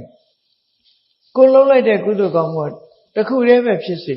ဒီပုံမှာကြည်နူးဝမ်းသာတဲ့စေရနာတွေဟာမျိုးစေ့တွေဖြစ်သွားတယ်အဲ့ဒီစေရနာဇောတွေဟာမျိုးစေ့ပေါင်းမြောင်များစွာဖြစ်သွားတဲ့အတွက်ကြောင့်မျိုးစေ့တစ်စိလင်အခုလိုအကျိုးတွေကိုပေးနိုင်တာဖြစ်တော့ကြောင့်မြောင်များစွာရတယ်ဆိုတာအမတန်မှထင်ရှားတယ်ပေါ့တောင်သူလယ်သမားတွေအနေနဲ့ကြည့်မယ်ဆိုရင်စဘာတတင်းကျဲလိုက်တာတင်းတရာထွက်တယ်ဆိုနဲတာမှမဟုတ်ပဲလေတင်းတရာထွက်သွားပြီဆိုနဲတာမှမဟုတ်ဘူးကိုလှုပ်တာတတင်းပဲ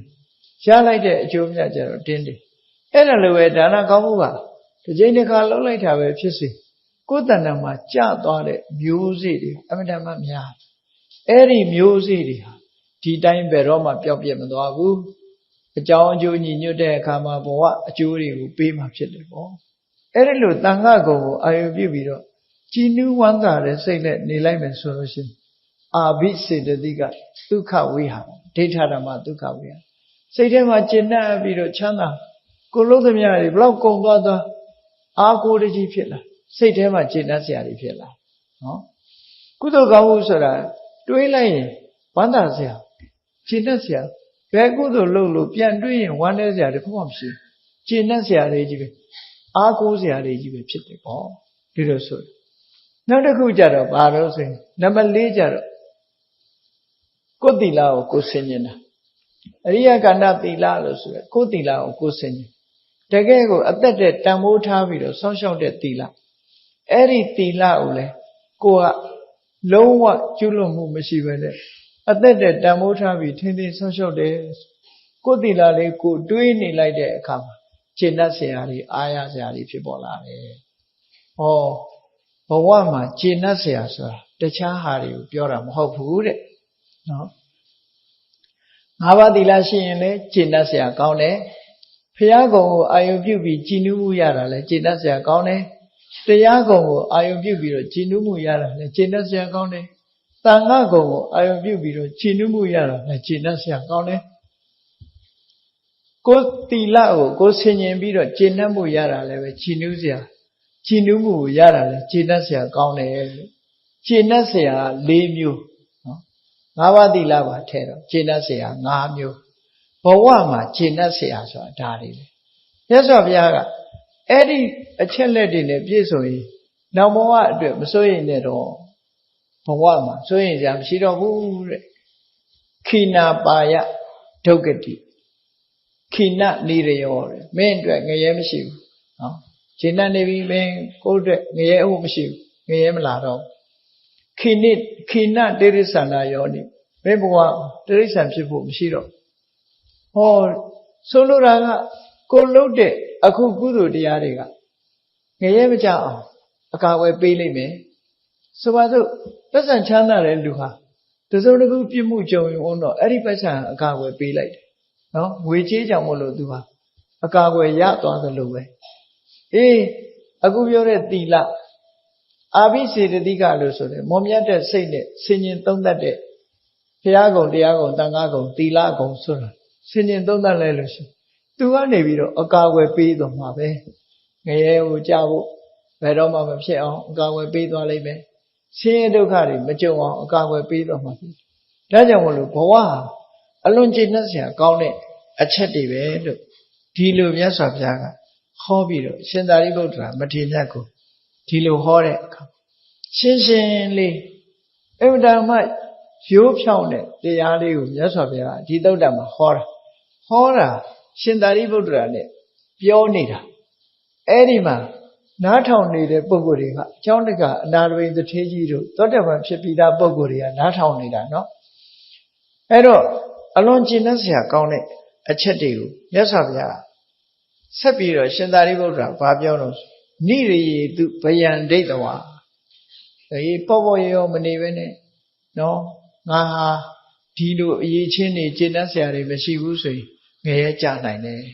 ဒါကြောင့်နိရိယေတုဗယံဒိဋ္ဌဝါငရဲကြရမယ်ဖေးကိုအတိညာနဲ့ရှုပြီးတော့ပါပါဏိပရိဝိစေအောက်တန်းကြတဲ့အလုပ်တွေမလုပ်မိစေနဲ့နော်မလုပ်မိစေနဲ့အရိယဓမ္မသမာရာယဆိုငါးပါးသီလကိုခံယူဆောက်တည်ပြီးပဏိတောပရိဝိစေငါးပါးသီလပြစ်မှုတွေမကျူးလွန်မိအောင်ထိမ့်သိမ်းဆောက်ရှောက်ပါတဲ့အဲ့ဒါကိုပိုရှင်းအောင်လို့မြတ်စွာဘုရားထပ်ဟောတယ်နဟိတိပါဏဗုဒ္ဓနိသရဝါတွေကိုမင်းညှင်းဆဲတဲ့အလုပ်မလုပ်နဲ့ရှောင်ပါတဲ့ညှင်းဆဲတာမလုပ်ပါနဲ့ဝိသမဏိပရကမေကိုယ်မှာလုံလဝိရိယရှိနေတာဒါတွေမလုပ်နဲ့ဘုသာသနဗနေသာနာ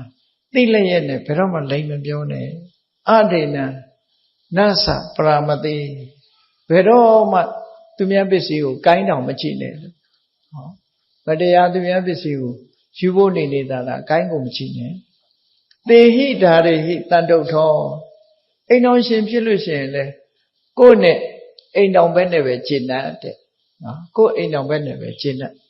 ပရဒါရင်စအာရမေသူတော်ဘာသားများကိုဝေးဝေးရရှောင်မေရယံဝါရုနေဇန္တုနပိဝေစိတ်တမောဟနေ